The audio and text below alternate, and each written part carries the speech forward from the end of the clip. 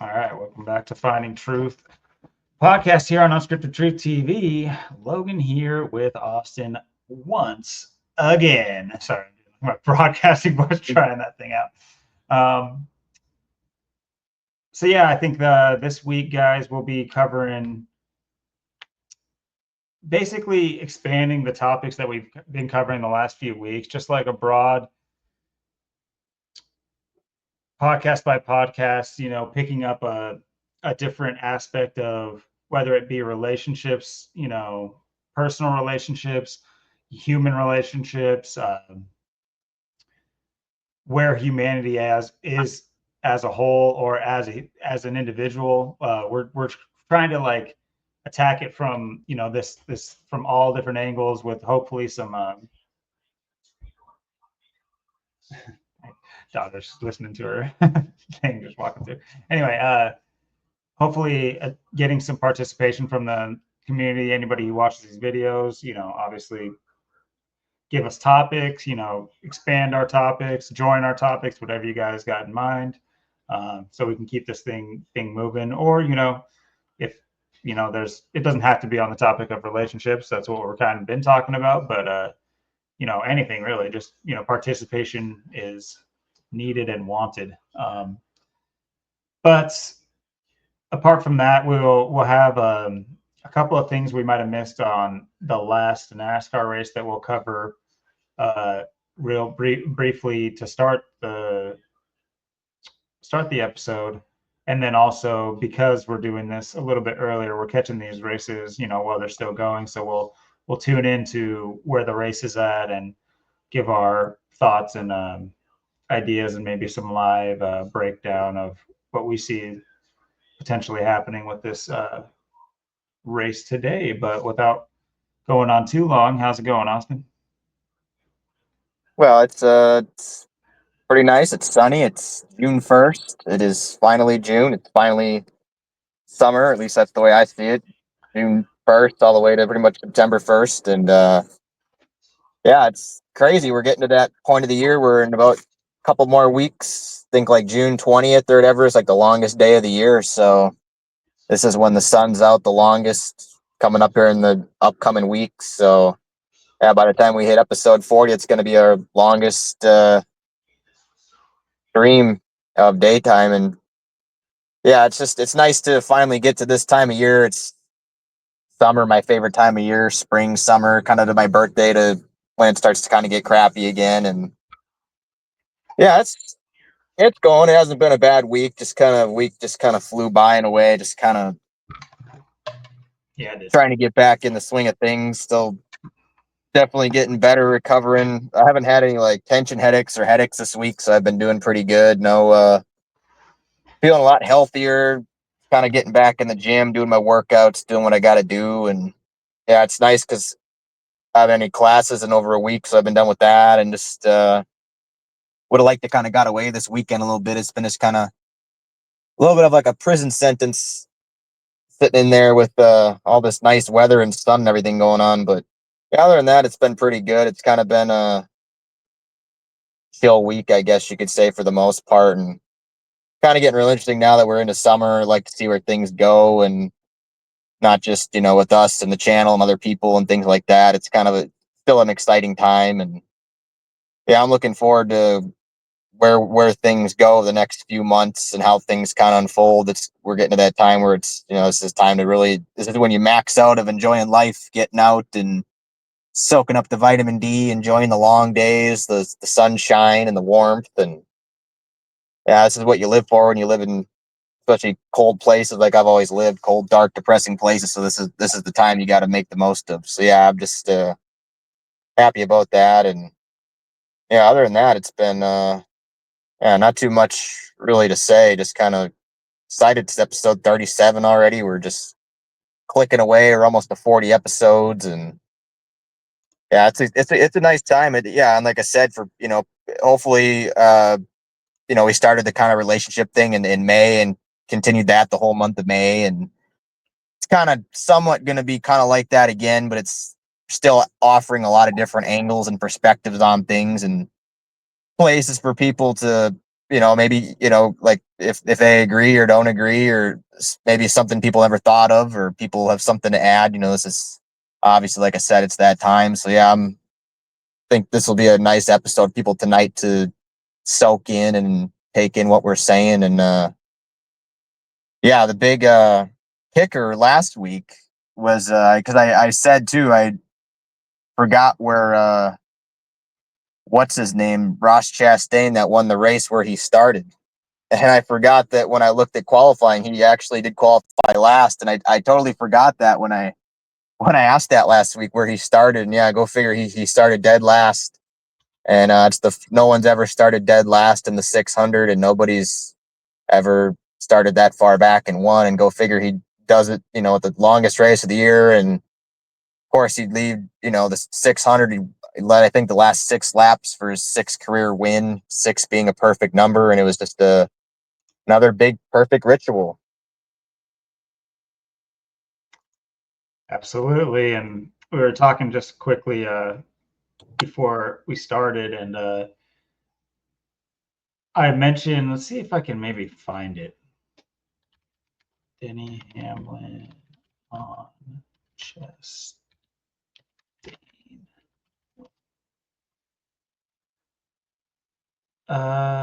Okay, so he's been criticized him before, but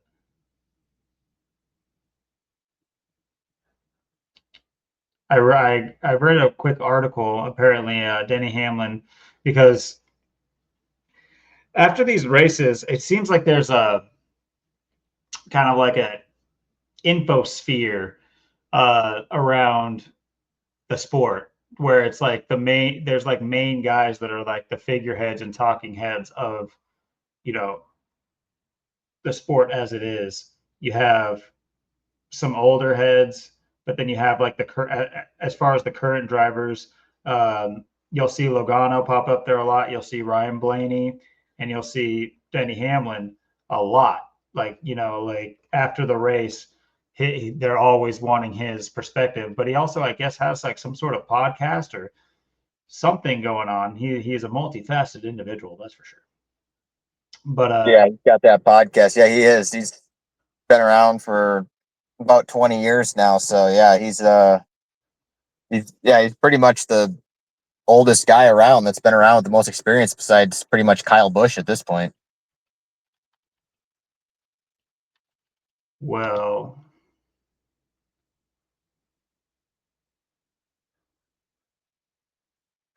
okay, so there's something else involving Denny Hamlin. NASCAR controversy erupts as Denny Hamlin's late move helps Ross Chastain. Okay. Well, either way, he gave his take on it, and he was basically, okay, maybe this is recent.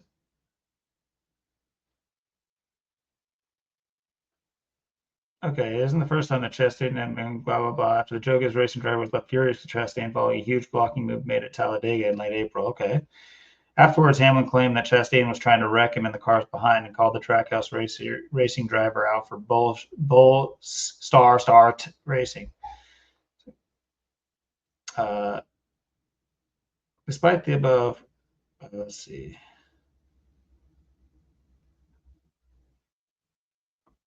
Okay, so this isn't going to list that thing. So anyway, on his podcast, I guess he kind of like hinted that between him and Van Gisbergen, who also had his best finish, I was going to highlight that, or at least one of his best finishes. He basically, I think his quote was that it's going to be interesting, like where they found the speed. That's what he kept saying, is like, I don't know where they found the speed, but we're going to find out within the next few weeks. And he was basically congratulating him, but like backhandedly saying that there could be some sort of modification or something, that whether not, maybe it's not illegal, but that that there's some trick to how they won. As it's kind of like backhanded. It's almost like saying it's not that he was the better driver today, it's that he had some gimmick. But it also is coming across as if potentially, because both teams, you know, because both drivers did so well, they're basically saying that garage has some sort of gimmick or trick or potential for cheating. He doesn't say it explicitly, but you get that because it's in bad taste how he's saying it for sure. So that's interesting. And they always seem to be on the, like I said, pretty much pushed out to the front, their thoughts, their ideas. As soon as a race is over, you'll see a million, 15 articles with either Denny Hamlin, Ryan Blaney, or from what I've noticed, Blaney is like the loudest complainer. Denny Hamlin is like the referee. It's like he's a it's like as an umpire, but he, obviously he's in the sport, but he's always what he is usually asked about is like the logistics of a race, or whether or not it was like. Anyway, I haven't been paying attention to this stuff for too long. It's just like I said, the articles that are written afterwards, there seems to be like I said, like a sphere of influence between a few racers, drivers, that they go to kind of keep this narrative pushing. And last week was no exception, with Denny Hamlin being the loudest after this whole this win. Because if you remember, because we were covering it live, Denny Hamlin was right there at the end, and we kind of we didn't put money on it, but we kind of put some of our eggs into that basket with either who's the other 23XI racer driver? Reddick.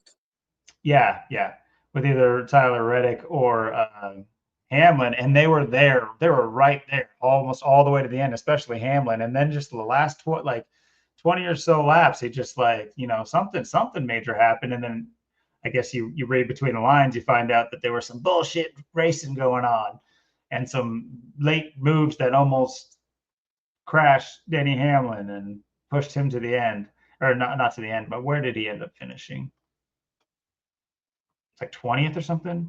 Yeah, 16th. Within the last 10 laps or so, he was right there, down all the way to 16th. So, and wait, is that their poll?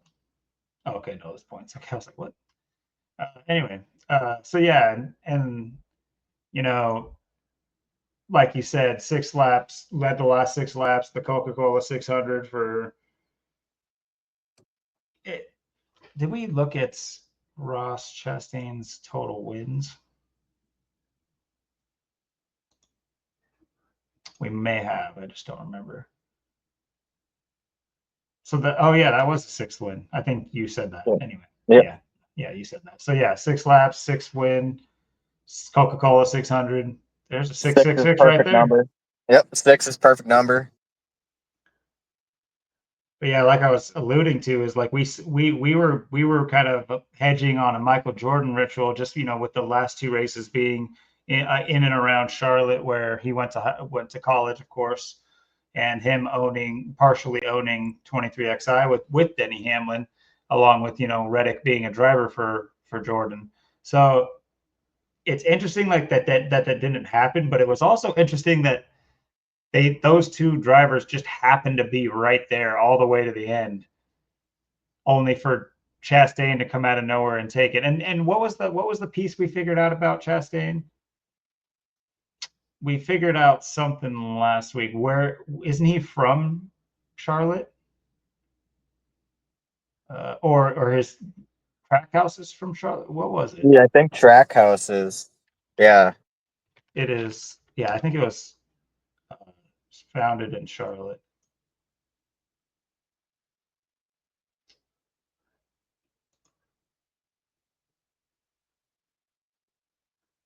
Well, it says Concord, North Carolina, but yeah, I think Concord, North Carolina is where the race was, wasn't it? I know it says Charlotte, but these races are never in the major metropolitan city that they say. They're right on the outside. People aren't these. Yeah. There's these huge arenas aren't in the middle of the cities.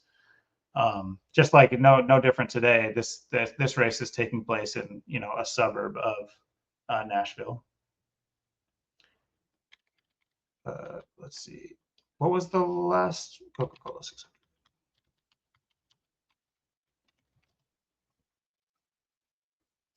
Yeah, Concord. See, so Trackhouse located in the exact, like, never mind that it says takes place in Charlotte. You know, it's in Concord. Trackhouse is based out of Concord, so there was that piece. If we were really looking, we would have seen that. That would have been a big clue. And just imagine if you had a hedge on Chastain all the way last. Yeah, a lot of teams are based out of there too. A lot of teams are based out of Concord and North Carolina. That's where a lot of the teams are from. But yeah, just go figure. I mean, it would be Trackhouse, and Trackhouse is, and just the way they had that lined up. And of course, he drives the one car and he finishes first, starting from last to first in the one. So he's undisputed. He is number one. I mean, first win of the year too. It, Maybe his only. yeah. Let's take a quick look in because we are getting closer. Fifth. 220 laps through. Blaney, Hamlin, neck and neck. Logano right there. Byron, he's been there the whole time. So the usual suspects for this race, at least. We'll see where it ends up. That this is not indicative of what it will end like. Well, dude, Bubba's moving. Bubba, when I checked on him, he was like 20th. So he's cooking right now.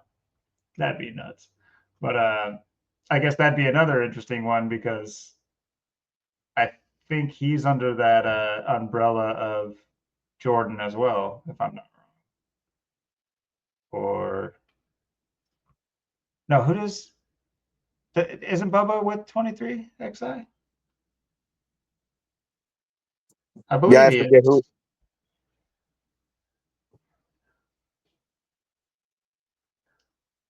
So we will see. But yeah, that just obviously hindsight's 2020 or so. But we did, I think one of the big factors was, we've talked about this before too, but these individual drivers, that's one thing.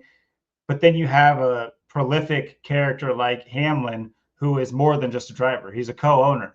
So he's getting chunks of the script that, I mean, just imagine, do you think if Brad Pitt does a movie, do you think that he will, if asked, he was like, hey, do you want to give up like 45% of your script to this other guy who, are they going to say no? Are they going to turn down the limelight? Are they going to turn down their like impact on the final product? No. So the way I see it is like Denny Hamlin he's been a focal point for, like I said, like what, 6 weeks in a row, maybe more since his almost three-peat. And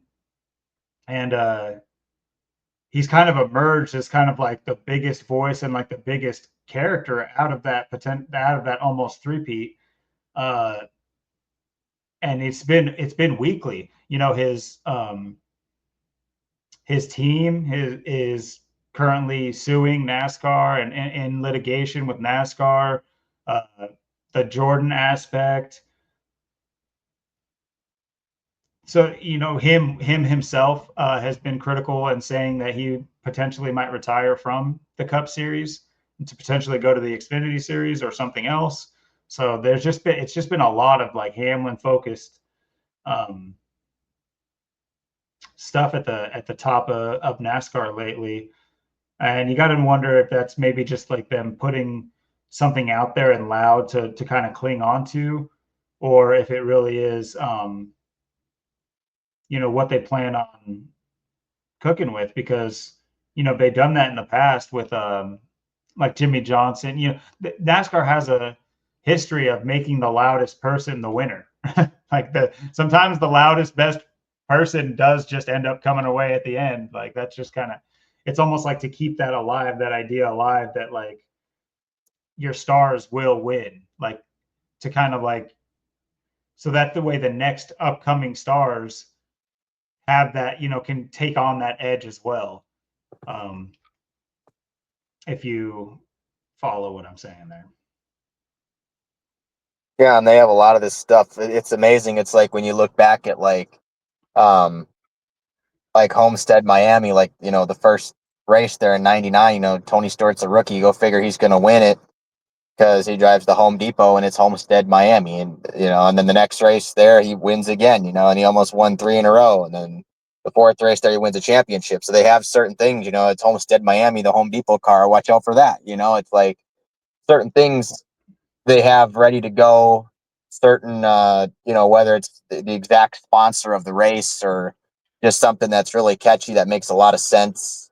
Um, or maybe it's just, time for a certain driver to win or something, that they have all this so far planned out. I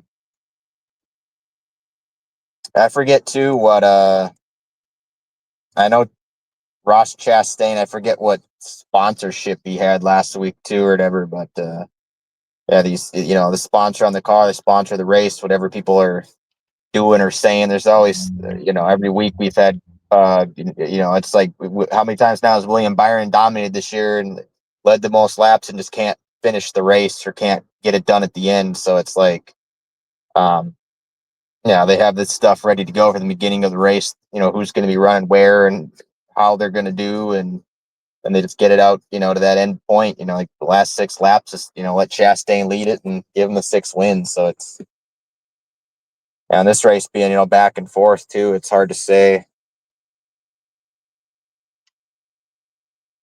There was a better. I remember looking up people's sponsors and it having a better breakdown, like as in these are the races that they'll do it in. And so basically all the other ones will be whatever their main sponsor is. I would assume Busch Light, but I guess we'll look it up. I think he had a different sponsored car for the 600. I Okay. can't remember what it was. Looks like it's either that or Moose Fraternity, which that's interesting. Let's look up Moose Fraternity. Well, first of all, let's just see what he raced in. Ross Chastain sponsor.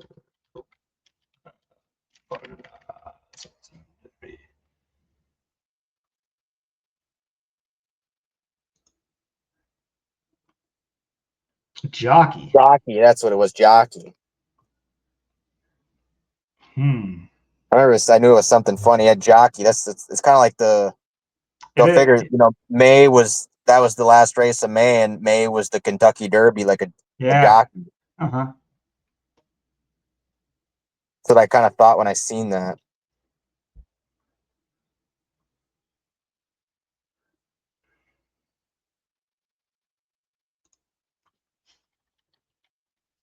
Let's check out Jockey. What's Jockey all about?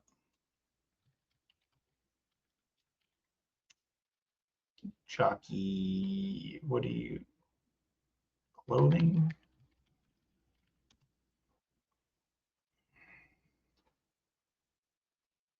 Jockey International. Okay.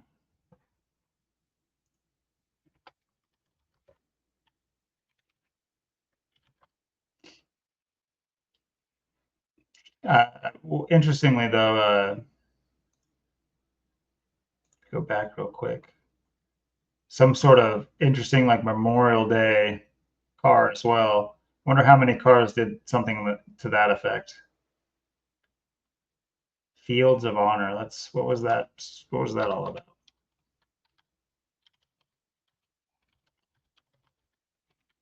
Pokemon Silver. I guess.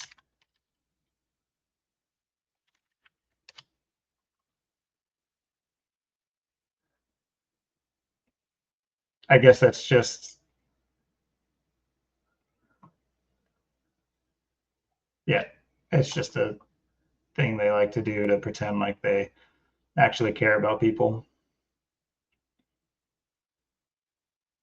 Aaron Torian, who died in service. See, this is another thing that I think if you knew that the car was being painted with this, you would have a little bit more insight into potential.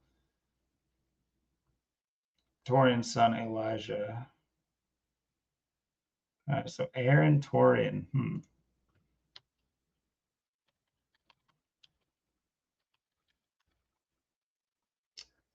Well, at the 54 and 72, I'm noticing. Yeah. Was that how they spelled his name? Just double check. Yeah.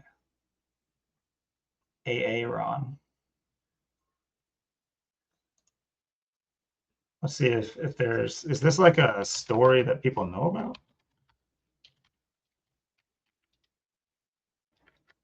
Master search.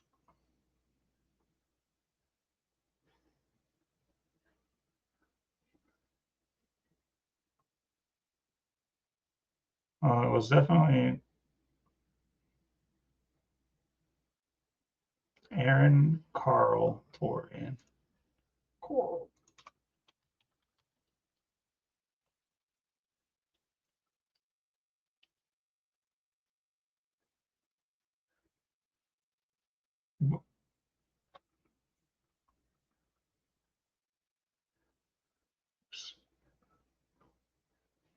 Am I tripping? Was it the 25th last Sunday? I think it was. Okay. Yeah. Yeah, there's 31 days. Okay. That's what I was saying. Because I was like, oh, that's look like 5. Interesting. Okay. Well,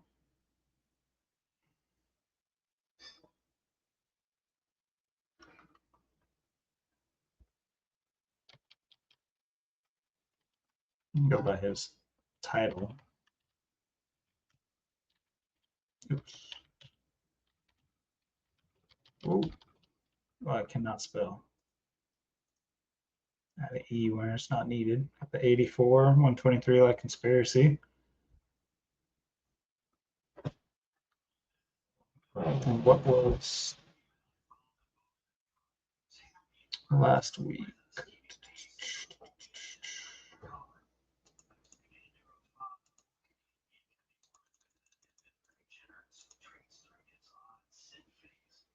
115th day in the year, leaving 250. Okay. Okay. The 115.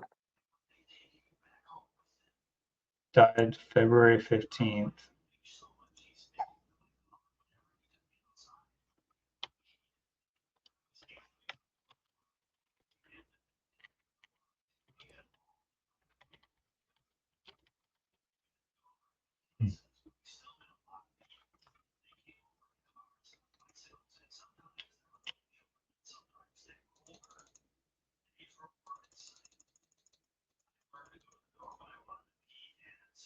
His death anniversary to that race. Okay. 14 weeks in a day, 99 days.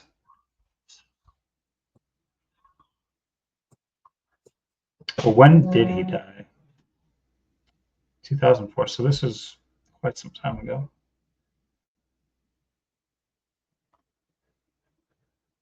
Damn. Oh, he's been dead for 11 years, and then he gets a random sponsorship on a Ross Chastain car with a jockey underwear. Yeah, 11 years. 11, the master number, and you get the 1, driving the 1. Got a master 1 1. sergeant. Yep.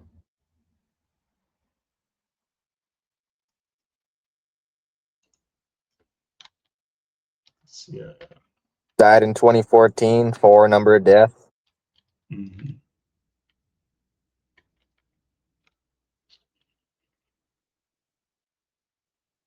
Well, I don't know exact the ins and outs of this story. I'd have to go into kind of greater detail for this.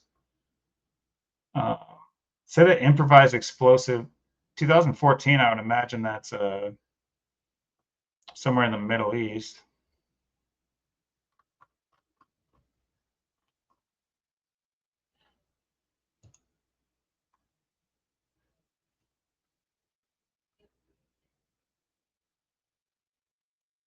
Yeah, Afghanistan.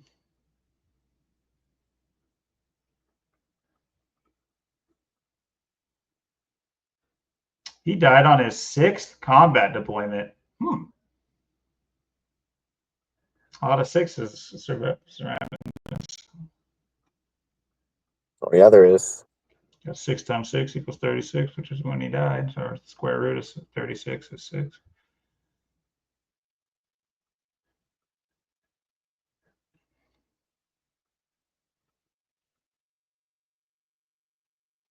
This is rare. His family told a hometown television station. When do you ever hear that the family tells them? Usually it's always like TMZ, the police. Interesting. Like Right. how would the family know before? I guess maybe military.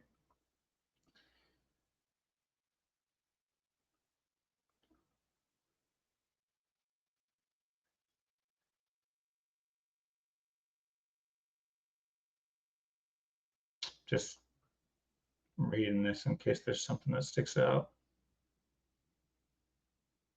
Hmm. Well,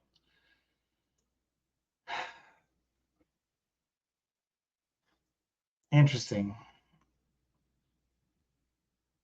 Maybe something to keep in mind. I mean, it's like they're putting their names next to Wendy's sponsorships. It's just there's no chill. And it's like they'll sit there and soak up the like we're doing good. And it's just got beer, underwear. Oh yeah, Torian over here, like where you can't read it. Wendy's. Like what about this car even like says exhibits any kind of it's like if they were really about this sponsorship, if they were really about like making this folds of honor um be actually a memoriam or whatever for these people, they would clean up this car. I mean, for God's sakes, look at Kyle Larson's car. His car is cleaner. Anyway, same kind of scheme. But I'm just saying, like, why do they still put Wendy's face right above his name? Like, that's just how is that not disrespectful? Imagine the guy doing the decal, and he's all like fallen master sergeant that we highly respect, and it took 11 years for him to be recognized in this. Wendy, it's just like a big old under guy wearing some underwear. Sick. That's we'll always remember him for how much he liked cheap light beer like Bush. It's just I don't know. It's you think if they were making that, like what company would outright come out and say, "No, god damn it. I want my Wendy's face right next to where I was promised my Wendy's face on that car next to that dead Master Sergeant's name." Like I think that's truly how it would be. But who could do they? If you were to ask them, they can't just what corporation would say that? I'm sure their the automated letter back to you would be like, oh, of course, as a company we are dedicated to our military, and we would love to take our Wendy's logo off for this car, but they didn't. They don't. It's to me it's I know I'm just going off on this, but it's just like just another proof of like this sponsored world, this whole world where like sponsorships on everything. Look at the NBA now. It's I'm telling you guys, for anybody who hasn't seen basketball, this world it's crazy. Obviously, you get a prominent Jewish uh, producer filmmaker behind it, and I think he's gotten a little bit more insight into the ways of the world and the goyim, if you will, of because like that's what South Park's all about. That's literally what it is all about. They even have their Jewish family in there kind of like fulfill that role of kind of thumbing their nose up at everybody else. Of course, they're extremely flawed, so it's in a funny way, but they're privy to how things go. And in basketball it's all it's all about a hometown. They make up a league of their own, a new sport and everything, but it just so quickly becomes corrupt and sponsored filled, and people are requesting trades even though it was just supposed to be like a backyard game. And it really so much of that movie plays true with like sports nowadays. And it's one thing that NASCAR has always pretty much been sponsor filled. Like of course you can make a case that, oh, of course people want their sponsors on the car that's going to be like filmed constantly for 3 hour 4 hours. Yeah, that's fine and dandy, but like this whole like painting people basically in their jerseys full of, it'll be tats soon. It will be. It'll be tats. It'll be there'll be something, sleeves people wear. It'll just be like Clorox bleach sleeves. It's just like, what the fuck does this have to? Why would you? What is going on? It's just so dumb. It's just like, oh yeah, I look when I'm dunking on people. I love the fresh smell of Clorox. What? It's just like, what? There's no. It's so weird when you see like these sponsorships and you're watching like basketball. It's like, who cares? How do they think these things work? It must work. It's psychological for sure, but it's just so frustrating. What a stupid world.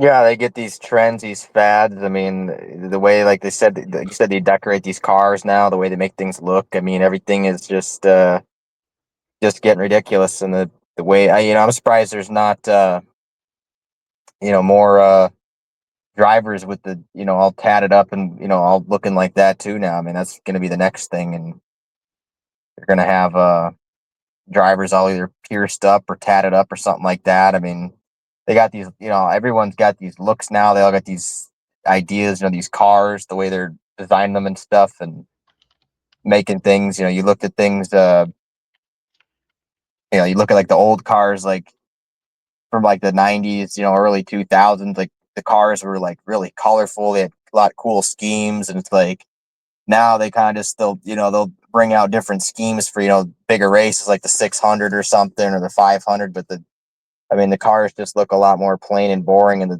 sponsorships, and there's just not much to it like there used to be. There used to be a lot more attention to detail, and used to really take their time with things, make things look cool or change them up a bit. Now it's just kind of the same old thing over and over, and there's not much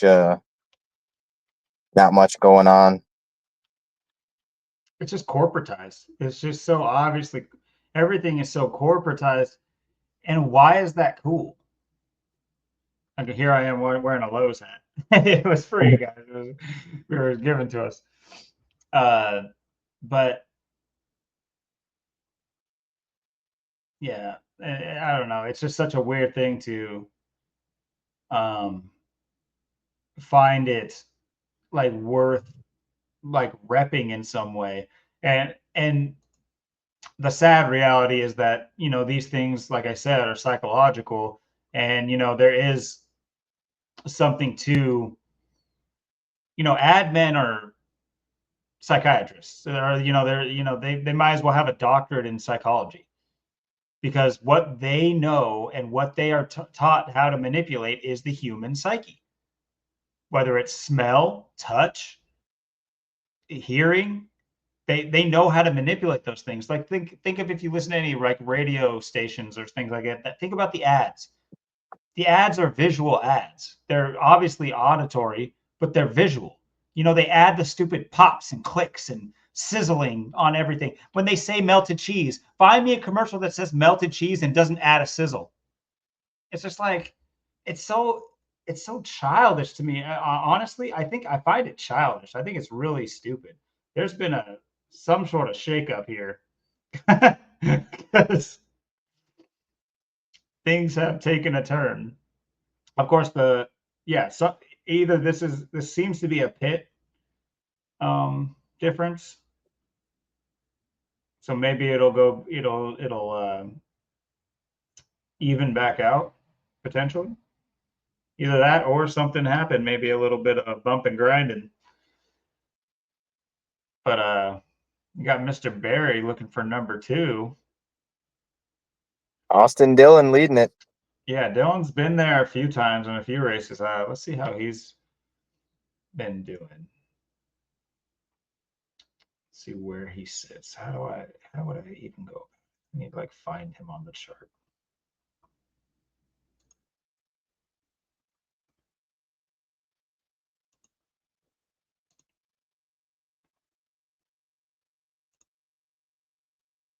He's got 5 wins overall. And where's he at for points? He's looking for number 6. Sir.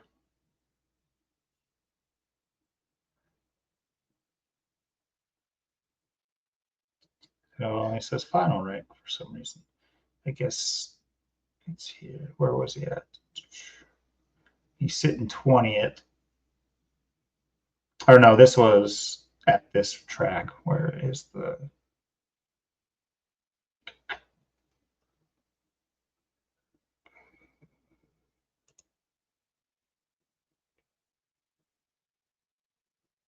Not driver averages. Where's the like Cup Series? I need to do better at figuring out how to navigate this website. I guess like the standings. Where are those at? I can't remember how to do this shit. Is it this? There we go. It's 24th currently. Interesting. 24. Numerology is 6.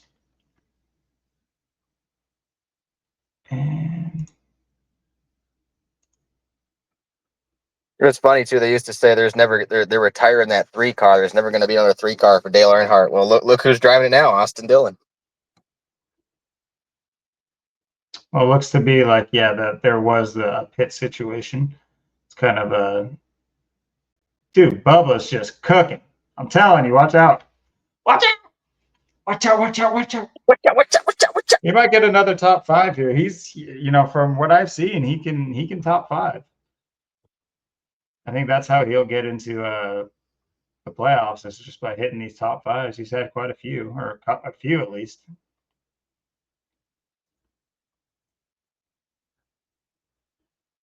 Blaney's back on top. Logano's creeping. Well, he's a bit farther back, but Hamlin's kind of got back in. Hosevar, or Hosever, however you say his name, he's kind of snuck in. It's down to the wire, 27 laps to go. So here we go again. Yep. Here's Mr. End of the race. Got something to say every race, and here he is. So yeah, well, very interesting. Apparently, there was a scuffle at the beginning of the race too. They had to put a caution out because Bell spun out.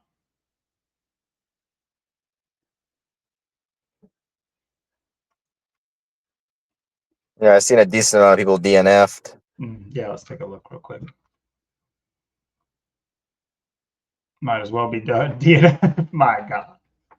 Yeah, it said Bowman was DNF'd. Apparently, he got back in, or maybe.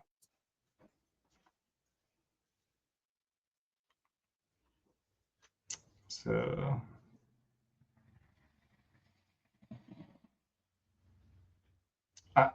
I've been like trying to keep him on my mind for the future. He's brought up a lot.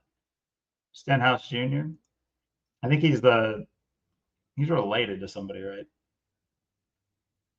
I think he was in a relationship or married to Danica Patrick, I think, or something was going on between those two.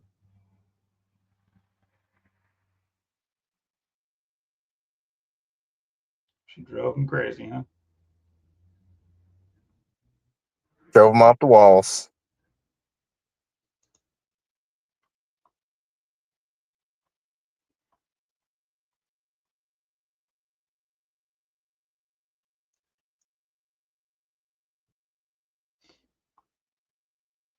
Hi. Anyway, I just doesn't seem to be having a good year, but he might be on the way out. Who knows? This might be his retiring year. He doesn't produce. I just, he drives the 47, so I can't. There's a lot of times I was looking at that way. Yeah, he does good at the restrictor plate tracks. Usually he does get a win or 2 a year, so might be someone to look out for down the line. Looks like it's pretty neck and neck, but if something happens, Logano's right there, Byron's right there. God forbid Bubba's right there. Oh, baby, Bubba's coming. Bubba Bear. We'll see what they do. Let's keep looking here.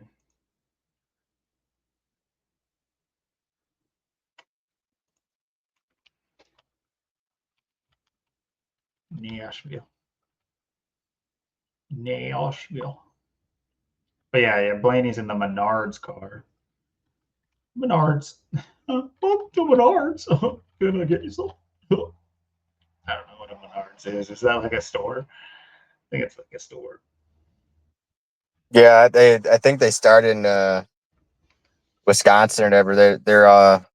Not They're in really. like Wisconsin, the Midwest area. They don't have them out here, but I know Paul Menard. That's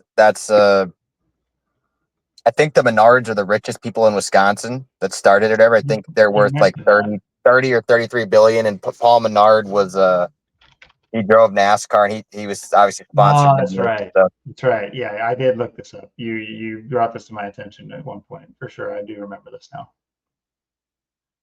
John Paul Christian Menard. That's a name. Woo-wee.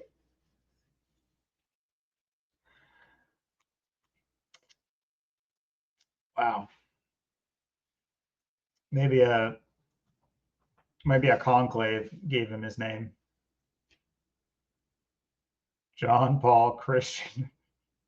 Jesus. Yeah, they rigged the was the 2011 like Brickyard 400. Like he gets into the sport like he doesn't have any talent. He just family's worth billions of dollars, richest people. So he gets into the sport because they got all the money, and then they just rigged that race for him. He dominated and won it. That was like his only win, but I think he won a Bush. I think he won like a Bush race in Milwaukee, the Milwaukee Mile. Go figure. That was like his first Bush win, I think, and it was like 2005 or six, and it would be Milwaukee. Go figure, Wisconsin.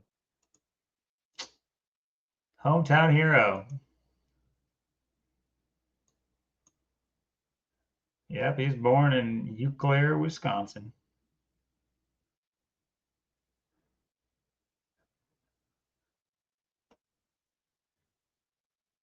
Interesting.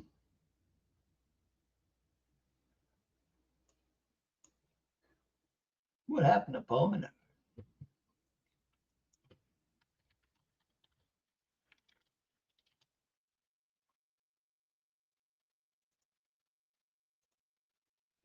I just want to see what it looks like.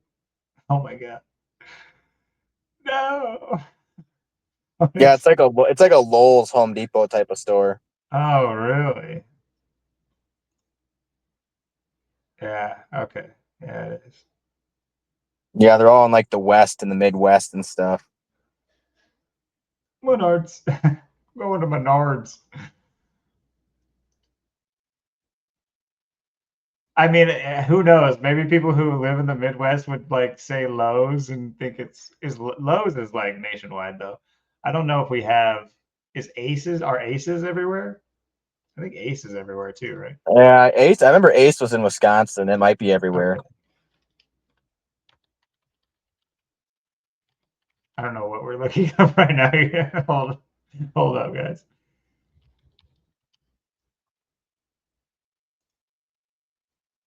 Yolo County. Yeah, they're country. So I don't know. I don't think we have like a Pacific Northwest equivalent of any kind of like localized stores. I know Winco, but that's like a food store. I know Yeah, that's kind of like only in a few locations. That's the only one I can think of because the other ones are just parent and sister companies. So it's like they're branded down here, they're branded Albertsons, but other places they're branded across the rest of the country, they're branded another thing. I can't remember what they're called, but down here, they just call them Albertsons or whatever. But they're another market type place, which are also kind of like not as prominent anymore. 14 laps, looking like a Blaney off the schneid. What? Looks like maybe potentially that what was it, 152 days after his birthday, and Today's the 152nd day of the year. Let me double check that real quick. Could be coming through. December 31st.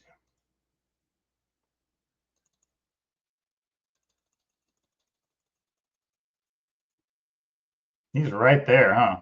Jeez. You don't see a lot of like December 31st, January 1st birthdays. Yeah, you really don't. Today is the coolest. I went the long way. Whatever. Yep, 152nd day of the year.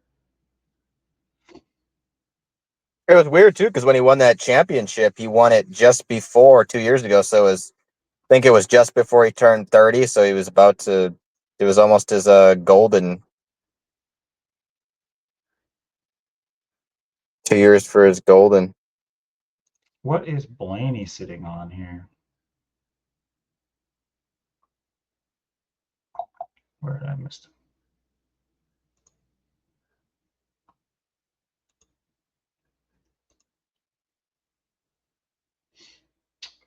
This will be his 14th win.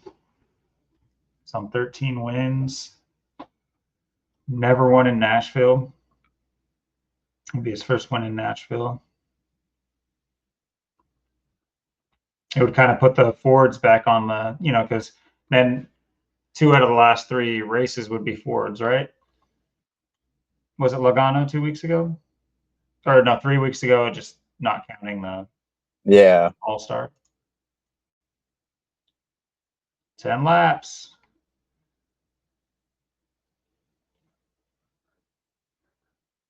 Oh boy, it's getting exciting watching this thing go like, wow, look at that speed. So cool. I appreciate you, the Indian programmer at Google that put this little like loading thing right here. Like, wow. Whoo!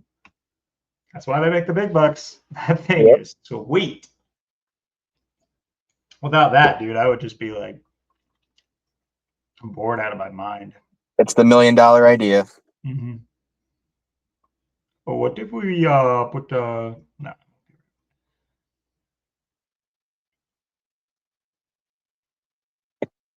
Split time's looking pretty similar. I mean, 3.5 seconds. That's really. I guess that is something in racing, but it's nothing when it comes down, especially coming down to the last 10, 15 laps. We've seen, what was what was the Byron one? He was so far ahead. It was like unbelievable. Of course, 10. You just can't imagine losing when you have a 10-second lead. Like you would be visibly far ahead from everybody, doing the same maneuvers as everybody else has to do. You just have to somehow like I think about this kind of stuff in traffic sometimes when I see people like playing games behind me and they're like zooming and moving in. It's just like for me to maintain ahead of this guy, I just got to be a little bit faster than him and like maintain where I'm at.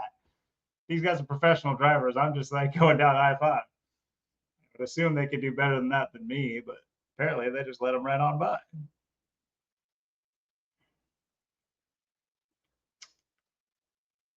It's gonna end here any second now, or any minute now. We'll see if the split time gets any different. It's been hovering at 3 seconds. Yeah, it's interesting. His dad, Dave Blaney, got his best finish in 2003. He finished third, and that was the closest finish. That was Pontiac's last win with Ricky Craven and Kurt Busch, and Dave Blaney finished right behind, but that was closest he ever came to winning. But yeah, go figure it'd be that race, like the closest finish, Pontiac's last win. Now here's this kid, winning a championship, trying to win a race now in 2025. Representing Menards, baby. Big Paul's proud. Split time, the exact same. Pretty much.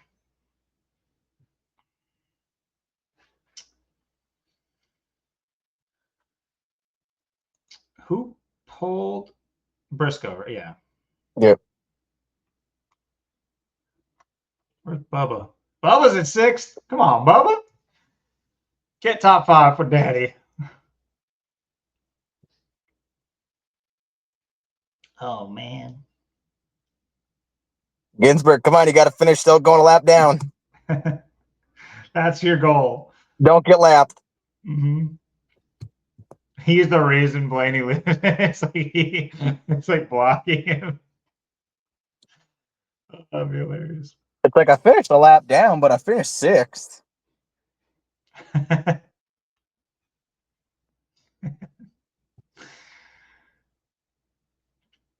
All right, next one's going to be it. It's still the same split time. They just can't make any headway. Blaney's just moving light speed right now.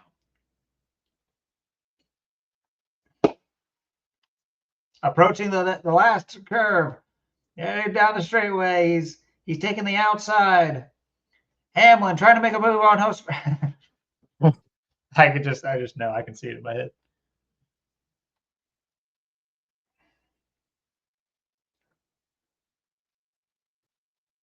And Catherine Legge out of nowhere takes it. Said no one ever.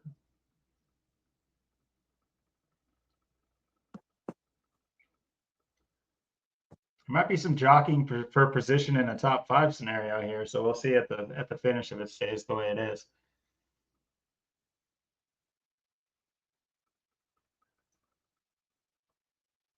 Maybe, yep. Blaney. Don't blame me. I'm just blaming. Yep, so it looks like that. There's definitely some date numerology in play here. 152nd day of since his 152 days since his birthday on the 152nd day of the year.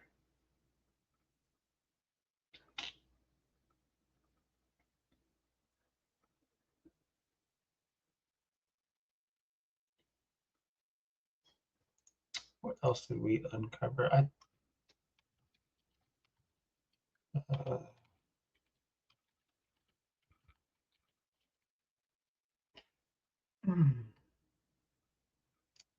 Where was this place exactly?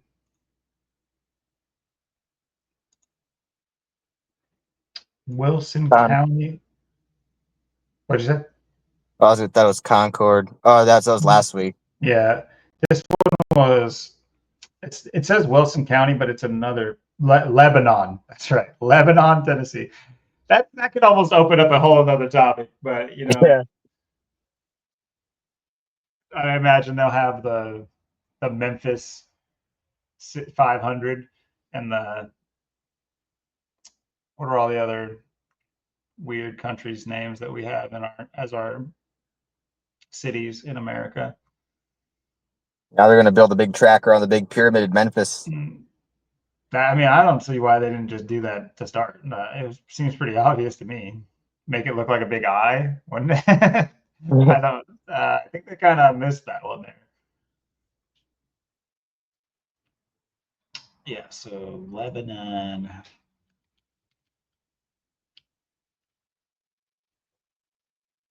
Where is? That is interesting that they're racing in Lebanon. Anyway, we'll see.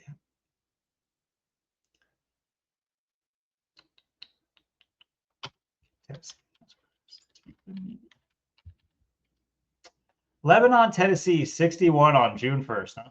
That's where they're taking this race. Interesting.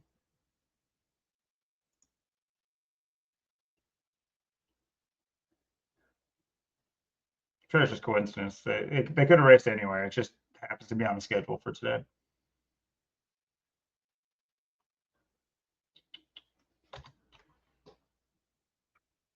And Blaney's what in the 12 car? What does he race? Yeah.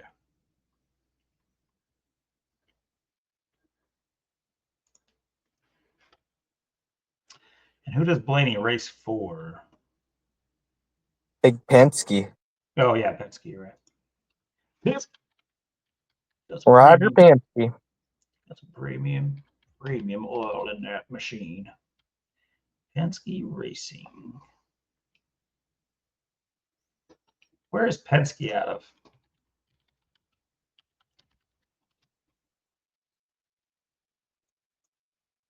Yeah, North North Carolina. Carolina.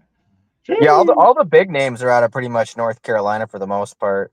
Wonder why that is. I mean, North Carolina, That's like the that's home of NASCAR. it's definitely the hub of like the remnants of the like high society. Think of like North Carolina. Uh, man, my geography's off.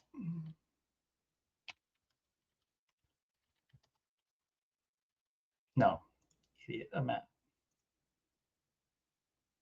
Can I see it? Oh my lord. So yeah, North Carolina. I think South Carolina, like North South Carolina, uh, parts of Tennessee, definitely parts of Virginia. Like this area right here was. I mean, think of it where it is geographically. You have the North, back in Union days versus the South type of deals.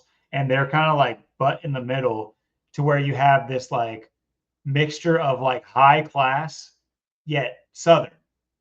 Think of like their Southern belles and you like plantation owners, I say, yeah, I don't know, like the Southern drawl, but like that, but the high society. Um, it makes sense that they have old money there, is what I'm trying to say, is there's a lot of old money in these states. Built in old like Raleigh, of course, the capital of North Carolina, and yeah, there's a lot. Charleston, West Virginia. These are like extremely obviously Nashville, Tennessee. These are extremely haughty, toddy types of places with a lot of old money.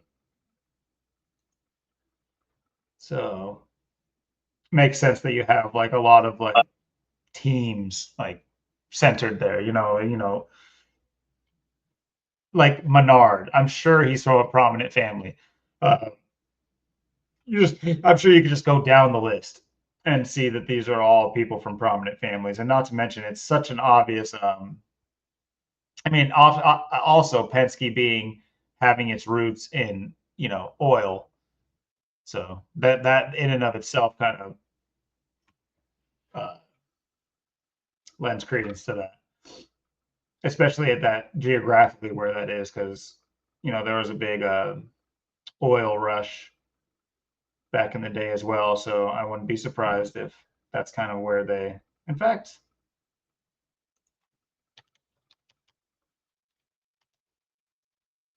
Penske, where is like history?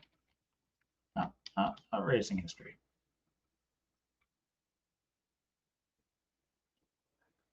Hmm.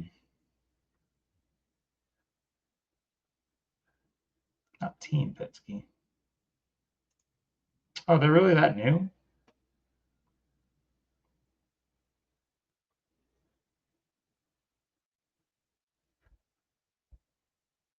Roger Penske, they call him the captain. El Capitan. Well, I guess I eat my words on this one. This is a relatively new team, even in, well, maybe not by NASCAR standards. I don't know what, before this was a NASCAR Cup. I'm sure it was something else, Winston Cup and all those other things. So I'm sure there was older venues before, but still, this 1970 basically. That's not that far back for the founding of his company.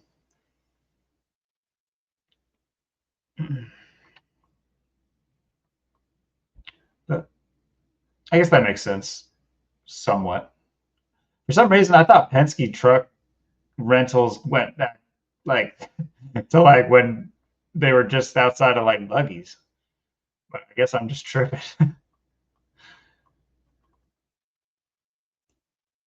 So I wonder what made me think that though. That's interesting. But yeah, they're not a very 420 employees. 420. 33 facilities, 420 December employees. 1st, 1969. What a year. It's a beautiful year. Beautiful number. Okay, well.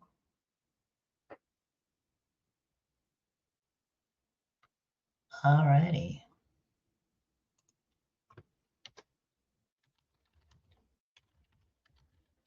Roger Penske, 61.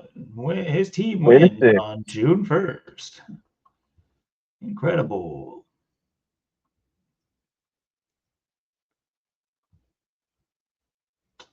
Let's see. That's what I was gonna do. Is look up the damn dude. There he is. It's 88. Hmm. Oh, he's got Kurt Cobain's birthday. Look at that, February 20th. Interesting.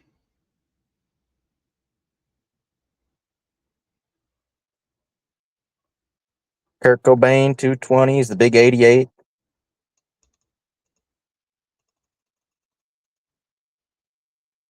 101 days since his birthday.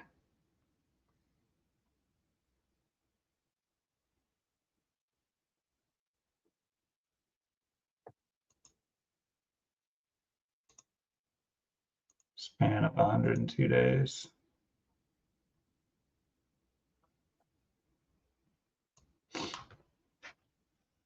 What did it be? Penske. Was it Penske Racing? That's all it is, right? Yeah.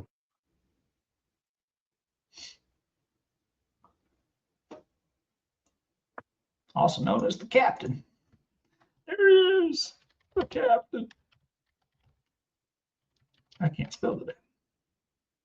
56. 56. 43 too, like NASCAR. 43 and 56 like NASCAR.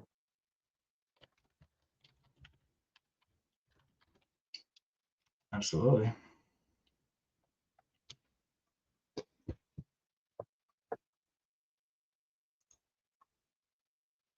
Roger Cyril Penske. Surprised not just William. Yeah. Why do you have a weird name? Why not just William? Yeah, maybe I'll have him change it.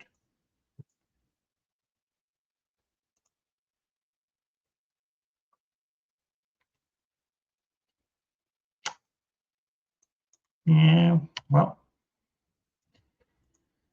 Got a win on the board for the Blainster. Big Blaney gets the big W. Where are Fords sitting now?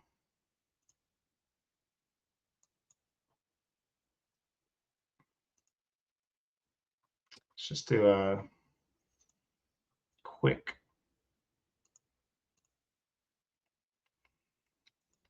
I think that was Ford's 4th win of the year. Really? There's 1, 2. No, there's going to be Barry eventually. There, 3, 4. So it might be their 5th. Or maybe their 5th, yeah. 4th or 5th.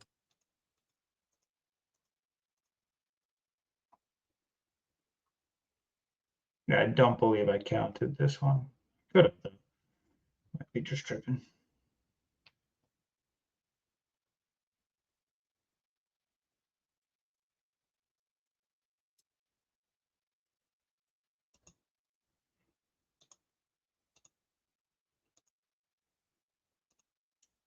Blaney, Cindric, Logano, Barry. It might have only been 4. I might have counted them.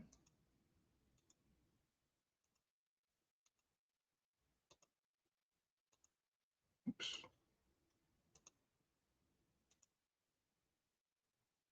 Yeah, no, you're right. 4.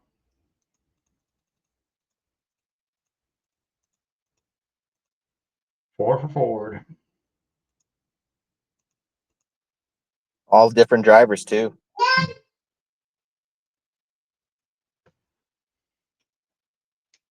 Give me just a quick second. Hold on, sweetie.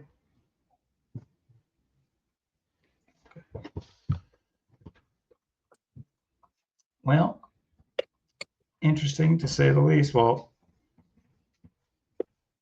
where's everyone else sitting? How many? Let's see. 1 for Chevy. 2, 3, 4, 5,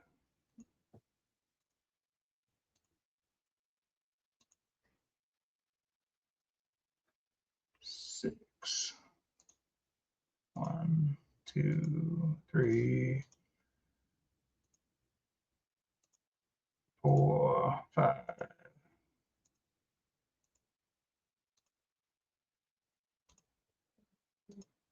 Looks like it's a 4, 5, and 6. Chevy's got 6, Ford's got 4, Toyota's got 5. Got it spaced out perfect. Looks like it'll be a photo finish. Let's see. So let's quickly look at this crazy, because I think this has a name as well. It's just another one of those times where they don't put the title of this in the name. Yeah, I don't know why they do that sometimes. It's weird. I can't remember what it was called, but it was called something. It was some weird name too. Let's see here.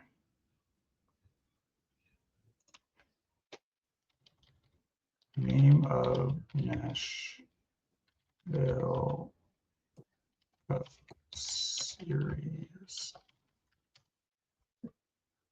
Cracker Barrel 400. So I guess it's just not the 400 anymore, right? Or is it a 400? No, it is. So I don't know why they don't just say it is. There could be something there. Let's quickly check here too. Let's just quickly check. Cracker Barrel 61. 61. One on June 1st. So, God, dude. It's always something. The 61's playing there. Team owner, where it was raced at, and the company who sponsors it. What do you know?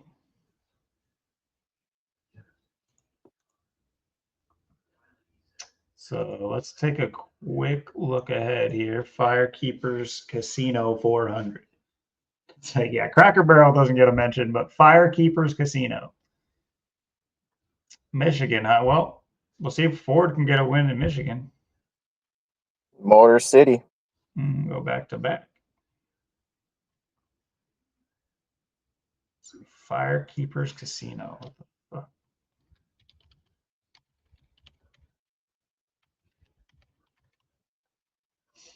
88. Is it a Van Gisbergen lock? Is it Ginsburg's Put day? 100 on Gisbergen? Oh, speaking of, let's see if I can get this on camera. It might work or not. I was at Ross, like Ross Chastain, and there was a shirt. Let's see here. I almost bought it. Let's see if I can. Can I get this? No, it's not gonna work. I'll send it to you. But it just shows like it's just like a number 88 car. I should have bought it. I really should have bought it. There's no reason why I didn't. The joke was just too good, but I didn't. I'm gonna regret not having that shirt when Shane wins in like a week or two. No. All right, so Firekeepers Casino. Let's take a quick look at what this place is. Big Michigan 2-mile speedway. Battle Creek. Wow, they got some nice brown rooms. Beautiful, really. 11177.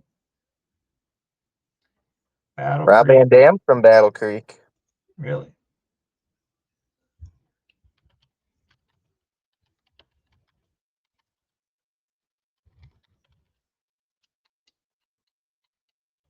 Let's quickly check just for, do they ever do this instantly? No, not this.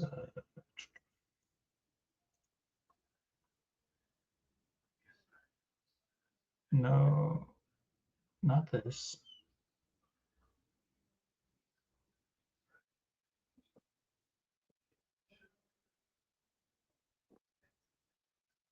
I guess you gotta either find the track.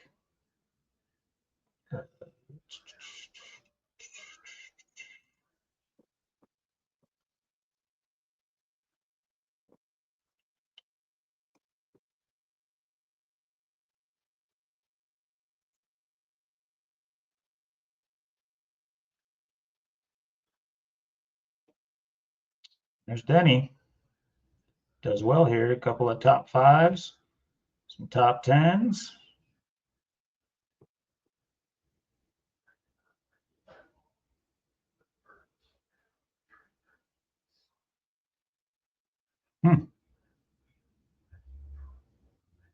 Reddick, another nice teammate. He's got a win here. Yeah, not a whole lot of wins with the active drivers, so that's very interesting. Chance for someone new.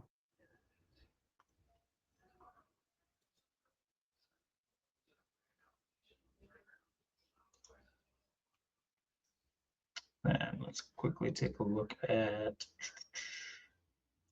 Michigan International Speedway, 4.7. They all got to be 4.7. I think that's just default. If you've been to one, you've been to them all. Capacity 56,000. Hmm. We just couldn't fit anymore, okay? We had to stop it somewhere. What do you mean NASCAR equals 56? Nothing to see here. Move it along. Didn't play into it at all.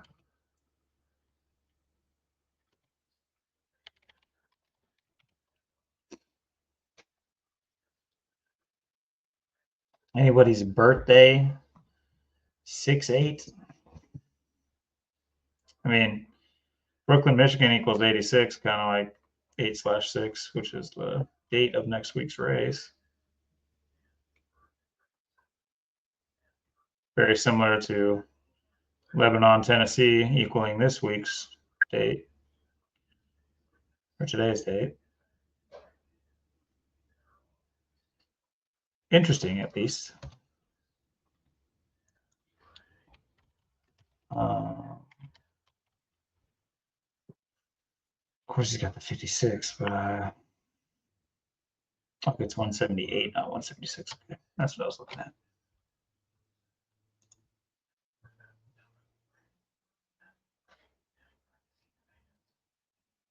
Any good? Nope, just garbage events.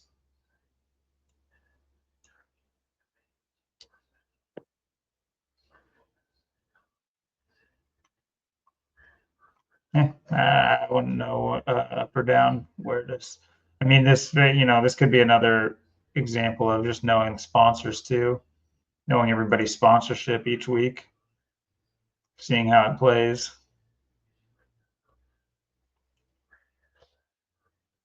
Is there any like holidays upcoming?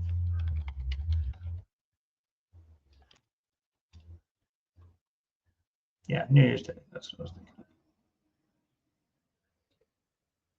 Oh yeah, Juneteenth is coming up. That'll be.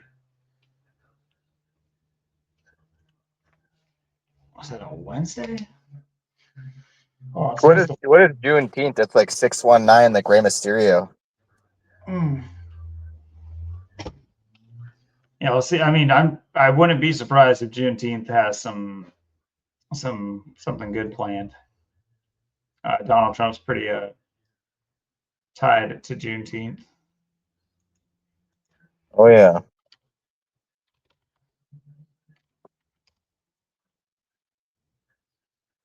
It's right after his birthday, and he's always been. Can't remember what he's done on Juneteenth exactly. I have remembered it before. Let's type it in. Juneteenth. He put like some sort of legislation passed.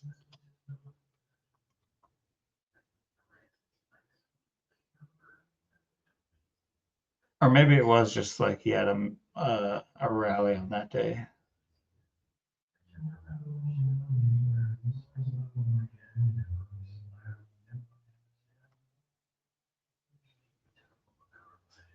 Oh no, he made it a national holiday. That he did that. Or I could be wrong, but there's something. Anyway, I don't care enough to go into it. Honestly, I really just don't care. But I think he might be behind the reason why it's even a holiday to begin with, or a national holiday, considered a national holiday. So that'll be interesting in the next couple of weeks. Congrats, my boy Ryan. Great job. You turned left the best today. Big Blaney.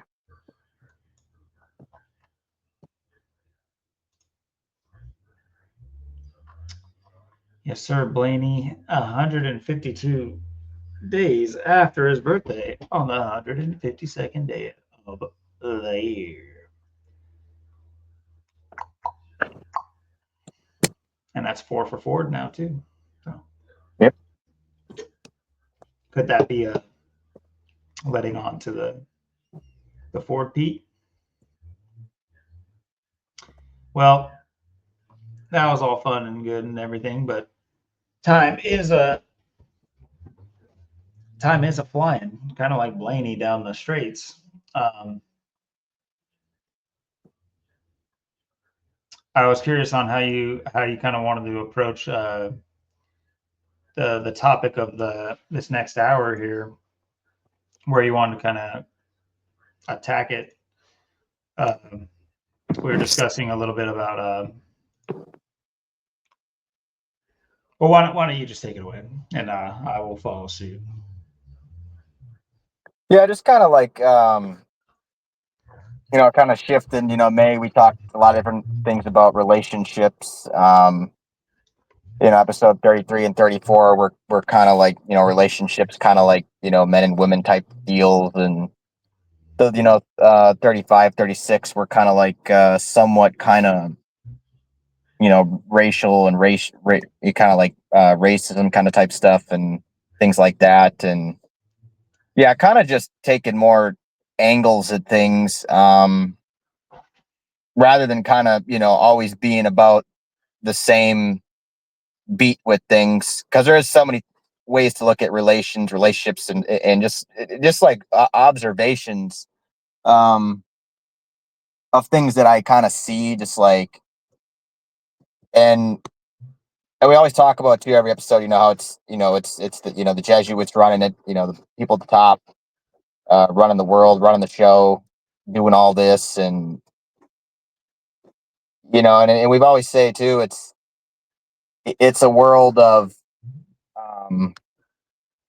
it's kind of like that, yeah, Slipknot song, Butcher's Hook. Yeah, freedom's gone, but you always have a choice, and it's like you look around at things, and why things are the way they are. Obviously, we know it's all an agenda, and the Jesuits and the Illuminati and all the people pulling the strings and running the show and causing the chaos and screwing everything and everybody up. And just when you look at people just on the forefront, just looking at, bringing it down to what people have to kind of do with it too, in a lot of ways, as well as, a lot of things we always talk about how people, in 2020 just embrace COVID, and people just ate it up and it went along with it, and enjoyed the lockdowns, the face diapers, the enslavement. And you just look at, like, to me, it's kind of like looking at the perspective of the world, like how America in the last 5 years, where it's kind of gone. And yeah, that was really, to me, the beginning of the end. And it's just kind of spelled this disaster point, 2020, 2030. And now it's like, you got a lot of people that have, left the country, don't want to come here. You got people that, are trying to get out. And I believe they're closing that door of behind for people to get out and stuff too. And for the people that are here too, it's, you got to look at it too. It's just like, why, like I said, it's like, who do you blame? Who do you point the finger at? It's, and you can look at it and look at this a lot of different ways. And I think one thing, I've been looking at lately too, it's just how much the dynamics of people have just changed. It's the way people are, the way people look, the way they go about life. Um, it's like, and I understand from the perspectives, like, a lot of men, they don't, a lot of men today don't really, like we said last episode, just it's about people wanting to do something, about people doing something. Because it's like there's too many men today that just, it's like they don't want to do anything. And it's like, and I get it, but at the same time, it's like I don't get it. And it's like, I feel like and we're living in such a time where, I mean, women have definitely become the men have become the women. And it's such a, um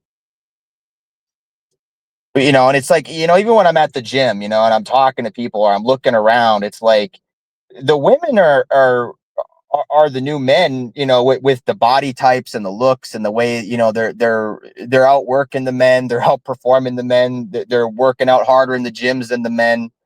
um it's the physiques you see on people, the way people are. It's just become a different world so quickly. And I feel like, for a lot of men today, uh, it's just, there's so many men that it's like, to me, it's like, it's about the overall of the person. There's so many men that are just so far behind. And I just think that when I look at things and things going forwards, people my age and people younger and stuff, just like how bad it is, how many people are being affected. And it's just, and I've been seeing it blowing up too. Like, I felt like this whole month of May has just been like, all I'm hearing, like, all my feed has been on, like, YouTube has been like, everyone's homeless, living in their car, living in storage units. Everybody's losing their jobs. Everyone is broke. Everyone's having to go back to Uber Eats. I mean, people are, it's just, that's all you see right now is just like all that's, trucks. I think there was like an AI truck crash, I think, on it just in Seattle here, I think this week or a few days ago or something, or last weekend or something. But apparently it caused a big accident, but that's taken off now. I mean, you just see everything happening right now, and it's just like you have, the situation I always kind of describe. You have people like us, and then you just kind of have everybody else. And it's like, people, nobody wants to fight for life for the most part. And a lot of men don't want to fight for life. And a lot of men today just don't, like I said, really want to do much of anything. And I mean, and it's, and it's not about, even necessarily, like I said, working or having a job or having a lot of money or, having a woman or anything like that. It's just like in general. I mean, it's like I said, when I'm out and about, all I see for the most part is like women. Women are outside, women are, coming together, they're with their friends or walking around, they're doing stuff. I don't even see most men today. Most men are just, they're they're hiding in their house, they're in their basements, or they're most men, my age, I know a lot of them, they're still living with their parents. They either can't afford it, they can't get out, or they don't have any will to do anything. A lot of people are just, they're to that point where it's like, in a lot of angles of it, like I said, I understand and I get. And this is such a multifaceted issue that I just don't think a lot of people, it's like, the modern women or the modern men, it's kind of like who's the problem and what's the deal. And then, what I see a lot of with, these modern men is, uh, a lot of them are kind of getting to the point where they, with the way things are, is they have to, their people are waking up, but it's like we say, it's like, what are people really going to do? And then you have the men that are, are kind of, a lot of them are starting to see it. They're starting to get it. They're slowly starting to figure things out. But there's this like overall, like, just issue, I think, with men right now, because like I said, there's just way too many that are too far behind in too many aspects of life. And I think that, for us, it's like we come together, we pound pavement, we do things, we want to do things. That's the key, is we want to do stuff. Um, and I feel like today's like younger generation, like they don't really have a lot of will to do much, or will to do good things or the right things or anything at all. And then, now you have, like I said, the women that are now the men, and now they got, all the jobs, are making all the money, and they're the big success. And then it's like most men are just kind of done, or they're just kind of left out. They don't really have anything. And then I just see this angle of things, like, uh, too, with, a lot of these guys coming up. It's like, maybe their issue is, they're obese, or they're overweight, or they don't want to work out. They don't want to get in the gym. They don't want to, uh, you do that. They're far behind in that area. Or maybe that's their best spot. Like, I know for me, like I always say, it's always, financials and stuff. Usually it's always kind of the same thing. It's, because it's frustrating, because it's like, you can have all, the charisma, the toughness, and you can have everything pretty much going for you as a man. But it's like, now today, especially with the way things are, it's like, so many men are just so far behind for so many reasons. I mean, they can't find a job. They can't get hired. They can't find someone to, get behind or work with them, and that's kind of a lot of what plays into a lot of things, because you don't have a lot of men that are being pushed up anything. I mean, men don't have groups like women and other people, where they come together, they work together, they kind of got each other's back, they're bringing each other up. And you have a society now where, you know the men today can't even lead, because they don't have the money, they don't have the status, they can't really do anything. And on top of that, whatever they do have is being taken away right now, with with a lot of the jobs and the job market and the AI and everything that's happening right now, and all this calamity going on. So most men find themselves lost in the shuffle. And I feel like this is the biggest detriment to our country right now. And if you look at the rest of the world, um, I think why it's so like, America's so cooked, and it's just so finished, is because you just don't have, an essence for men anymore. And it's getting worse by the day. I mean, um, like I said, I mean, I see it when I'm at the gym. I mean, you either get like the women now, it's like they got these, you know, sleek, kind of like ripped, lean bodies. Um, that's kind of, or they got, they're more like kind of bigger, jacked. They almost look like linebacker type kind of chicks and stuff. Um, but even just like looking around, just like, and I'm watching, I'm just like, the women are just outperforming the men in like every single way. And it's crazy. And it's just like, I just don't see a lot of fight in men today. And I think that's why, men for the most part don't want to do anything. And I think that's the biggest problem we're facing. And it's not, like I said, it's, it's, he just doesn't have money, or he doesn't have a job. Because I can get why people don't want to work. I can get why people don't want to own a car. Like I've talked about all this. Like I can see why people don't want to do certain things. And I get that, and it makes sense. But at the same time, it's just like people literally just don't want to do anything anymore. How many guys just, they're 30, 40, still living with their parents. They just play, video games in the basement all day. They don't ever even go outside in the summer. Even they don't want to, they don't want to be around women. They don't want to be around other guys. Um, it's just a really bad look for humanity, and, going forward. And I think that, um, just like the social just construct of it all, when you look around, it's like so many men are just, they're, like I said, they're either done, they're too far behind, they just can't get ahead, they're just always in a bad spot, or whatever it is. Maybe if it's, they don't want to, how many men are in the community, but like I said, how many men, come out, how many men, pound pavement, want to come together, want to, do a YouTube channel, do a podcast, want to fight for truth, want to try and get stuff out, want to try networking, uh, building community. This is my biggest downfall too for a while, because I just thought, when I was younger, especially when I was like, watching, Zach get, millions of views back in like 2016, 2017, 2015. I just thought that we were going to do stuff and people were going to come together and things were going to happen. But now we're at this pivotal point, 2025 and going forwards, and you just see it. I mean, you just see the lack of people, the lack of community, the lack of people that want to get involved with anything.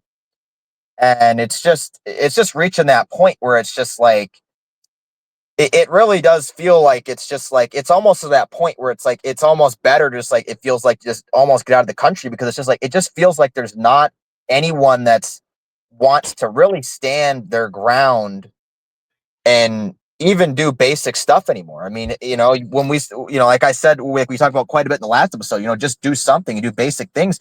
You have too many people that are hoping and just coping today. I mean, everyone is hoping or coping, or, I mean, you might as well be on Copenhagen. I mean, that's pretty much where it's at. Like, I don't know how to put it. Like, and it's a weird feeling, like sitting here seeing it too. Cause like, I can see where, you know, I'm behind in life and things that but still it's like, yeah, I mean, I could have had hundreds, thousands, millions. Yeah, I could have been in the police force. I could have signed up for the military. Um, I could have, sold out and done all these other things, and then I could have it all. Cause it's like, that's just like the one area. It's like the money. And I like I said, I understand that area pretty much the most. Cause it's like, especially now with the way things are and where things are going. And yeah, I really feel like it's something that is just kind of flying under the radar. It's just like, because some people they always want to point to the modern women, but it's like nobody ever talks really about the modern men and what's going on there, because it's like they've just kind of they've fallen off society. People don't even see the modern men. They see the modern women because they're out everywhere. You see them, that's all you're going to see outside. It's all you're going to see come together, walking around, doing things for the most part. And when you take men out of the equation, it just changes everything. Like, it just changes the aspect of life. I mean, because now you don't, like I said, I mean, with men, not wanting to do much and not wanting to really do anything for the most part. And a lot of them that, they care about the money, or they just care about the wealth, or maybe they got their own thing going on, but they don't really want to learn anything else. Or maybe they're kind of stuck in their ways, or a lot of them that were kind of around have fallen off for whatever reason. And I don't know what the point is, or why they would just disappear. But that seems to be when I look around, what the issue is. It's not all men, obviously, and it's not all women. It's not all men are bad, all women are bad, and Yeah. all men are good and all women are good. It's obviously a mix, and obviously it's both sides, and there's a lot to it. But I just, when I just think that this has just become such an epidemic. And I think that, how, I just, like I said, it's not even men. How many men, they don't want to, be around women. They don't want to have sex. They don't want to have friends. They don't want to go out. They don't want to do anything. I mean, it's just a really bad look right now. It's just like, it's just a bad look, because it's just like, what kind of future is this going to be right now, if the men that are still around, that there's so few that are successful in pulling things off, and now you just have this whole society of men that's just like, I mean, we're talking millions and millions and millions and millions and millions of men just here in the country, not even the whole world, just the country, that's like, it's like you might as well consider them dead, like they're already gone, like not even here, because they just don't really have anything left. They don't want to fight, they don't want to walk outside, they don't want to do anything. So I think this is like a huge game changer for the world, um, moving forwards, because there's too many people being affected right now, and there's too many people, like I said, and it's, and you can just see it. You can see it, in our own community. You see it every day. Um, and yeah, I mean, like I said, the men are now women, the women are men. I mean, you got everything is turned on its head, and it's just, we're entering this very dangerous time. And I think that it's coming to a head rather soon. It might even be this summer at this point. It'd be Juneteenth. Yeah. Well, I hear you. And what I garner from what I've seen this past like decade or so, honestly, um, is that there's two self-fulfilling prophecies on each side, all working towards the monolithic goal of preparing humanity. And I say humanity because it's more than just the US, but let's take US for this example, preparing this country for the next phase of human life, which is going to be as droll as you point out. The things you're pointing out that you're seeing men not take part in and women take part in, those both are going to fall by the wayside for both. And why I say they're self-fulfilling prophecies is because you have men who are opting out, and will this garner what they truly desire and want at the end of of how they're handling it? No. This is a strategy to kind of like point out the other side and kind of lessen the blow on, take it away from themselves, because that's at the end of the day, what people don't like to realize is that we are all walking instances. We all feel and think things separately, differently, simultaneously. So the same time you have these people have to be with their thoughts. It's like they can make all, they can opt out and they can be weak and they can get a gut and they can be, not cool to be around, and they can be, uh, incelish, whatever you want to call it. I don't care for the buzzwords all that much, but what they want is a woman. They want a woman counterpart. I would say they want a counterpart. I don't even know if it always has to be a woman. I mean, like as in a sexual relationship or that kind of like a complementary relationship. I think any complementary relationship will do, but they don't know how to get it. They don't want to work on getting it. So what they'll do is they'll divert that attention from their flaws, because they can't, if they could face their flaws, they would. And they wouldn't be in that position, but they allow, and I say self-fulfilling prophecies because these prophecies are foretold by our government. This is what they want, and they tell you we're going to be, and now we are fulfilling it. Now, I say we, not me, but humans as a whole. And you look at the other side. Is this what women want? Do they want to be the ones that can carry all the groceries in one go? Do you really, if you were to stop them and ask of all these buff women, and it's not to say that being like even overly tuned in that direction isn't necessarily, if I had to pick one or the other, I'd much rather prefer the women doing what they're doing than what the men are doing. The lack of doing is so much more unattractive. And I'm not talking about attraction in that kind of sense. I'm talking about as a species, like as just like what is a indicator of like your species on the rise or on the decline? And yeah, it's pretty, the impact of men opting out is almost greater than the impact of women stepping up. But I don't think the women are technically stepping up. I think that it's an ebb and flow. So they're basically filling in a gap. And yeah, it's crazy to see the amount of gusto that they have. They've always had it. Women could always do this. They always could, and they always can. They just haven't needed to. That's the real main thing. It's like, yes, women can do what they're doing now, and they can compete in certain areas, and soon the average, right now we're living in a time where it's like all the talking points are about the average man. Like, oh, the average man can take out 3 women, full grown women, same height, same weight. And that might be true, but give it 10 years on the rate we're going.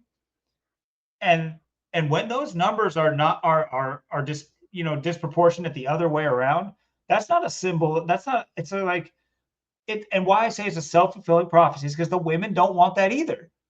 It's like the women don't realize what they're competing for is something they don't want. And I think they do realize it, but it's, once again, it's a flaw on their part. There's the issue of promiscuity. There's the issue of same ideas like responsibility. I mean, look at the rise of abortion. That's not a responsibility issue. It damn well is, and yes, it's an issue between both parties, 100%. But who has the say so? Who's picketing and demanding the say so? Do you guys really want that? Is that really what you want? I don't think it's not what they truly want. They might say it's bodily autonomy and all this and that. It's like, okay, bring that energy to taxes.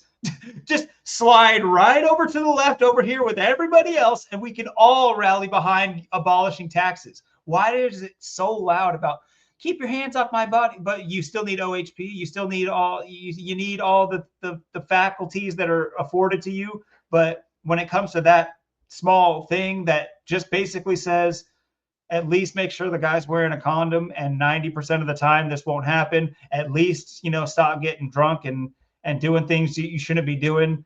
And I'm talking about both parties, but I'm saying as far as who's in control of that aspect. And yeah, I could see me getting some heat for this because, what's funny is, in my experience, women don't like to hear anything from men having to do with them. They really don't, but they'll sit there all day and tell you what you do wrong. Now, I'm not talking about in a relationship either. Obviously, that happens in a relationship too, but I'm talking about just interactions with women, whether it's women in my family or other women. It's this crazy thing that's been flipped that needs to be tuned back, because it's the root cause of these things is that women aren't listening to men and men aren't listening to women. So neither side knows their needs the way they're supposed to be known. And also it's this ambiguous game that's being played, that everybody knows they're playing a game, and they all know if they just flip the table, no one will be playing anymore and they can drop the crap. But it's like this weird obsession with people. The drama, the fakeness. They all go home and they have real thoughts, and they're just like, yeah, I was super fake today. Or it's just like, think about the slutty behaviors. It's like they're not feeling good after that. You can sit there and say, they can act like it all they want. The and that goes for men too. All these things are coincide with one another. It's just that there's larger perpetrators of each topic I'm bringing up. And so that's why I'm attributing it to one side or the other. That's not to say that there's not outliers on both sides, obviously. But like we're talking about is the pendulum swinging, and how one side that normally dictates one sort of role in society is now being flipped on its head. And with the men ducking out, it's like I said, well, I'll say it again, a self-fulfilling prophecy. They're not going to get what they want at the end of the day. And the sad part is it is defeatist. They are openly defeatist. I will never. That's, that is a calling card of these last couple generations. I will never own a home. I will never have children. I will never have this. I will never have that. They're convinced of it. And what's able to convince a generation of children and now adults that I mean, just trace it back, follow the money, if you will. The educational system, the parents that are one generation removed that went through the same educational system. It's pretty clear here where we're going to is that we have, and what's interesting too is we have this like reform, this supposed reform taking place, and it's never going to work out if government is pulling the strings at the very top level. It's one thing if you demand of your government and force your government to do what they're supposed to do. That's not happening. That's not happening. There's no parade. There's no outcry. How about those women move right on over to the left and cry out for motherhood and cry out for the caring of the next generation and the kids? It's so easy for them to scream about being able to not have them. What about making a world, and that's the other funny part too, is, that it's the men are bad. And to an extent, I understand that. Like there's villainous men, and then there's like just trash men, which I'll say are just the ones that, never intended to do anything, don't do anything, and it is what it is. But you reform education at a nuclear level, at a human level, as in we push forth the idea that we are going to raise our children right with the principles that we're yelling and feel so uh, fervently about. That'd be one thing. But begging your government to do it for you and just hoping that oh, yeah, no, they'll get it right this time. They'll get it right this time. All the indoctrination and propaganda, that was just a big whoopsie. They didn't even see that coming. Who could have saw that coming? Boo.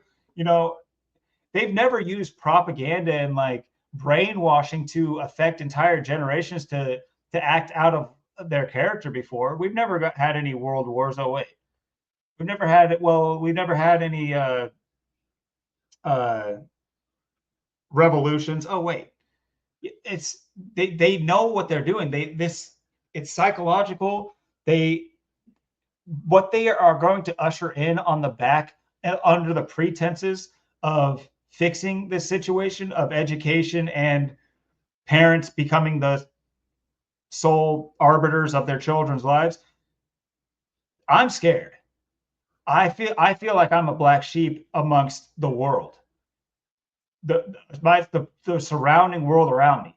I all day long, not only at the restaurant I work at, but any stores I go into, and I'm not sitting here just with a thumb up. I'm not just sitting here to judge and say it's like a lost cause or anything like that. But what I see, it's terrifying.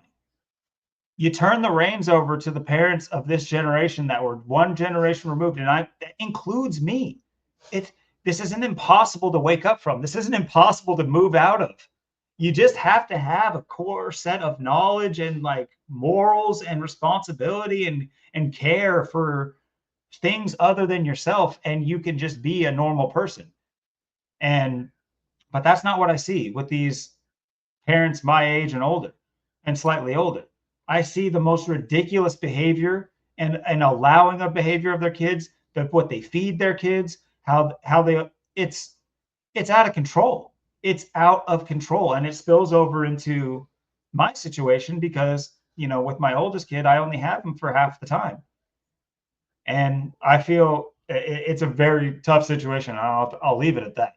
But I would give anything basically to ensure that my knowledge of the world were to be his worldview at some guaranteed level. I do my best. I try to be the most influential person in his life, but it is like, who can succeed who can succeed when the right path is a flight of stairs, concrete stairs, and the wrong path is a trail of candy?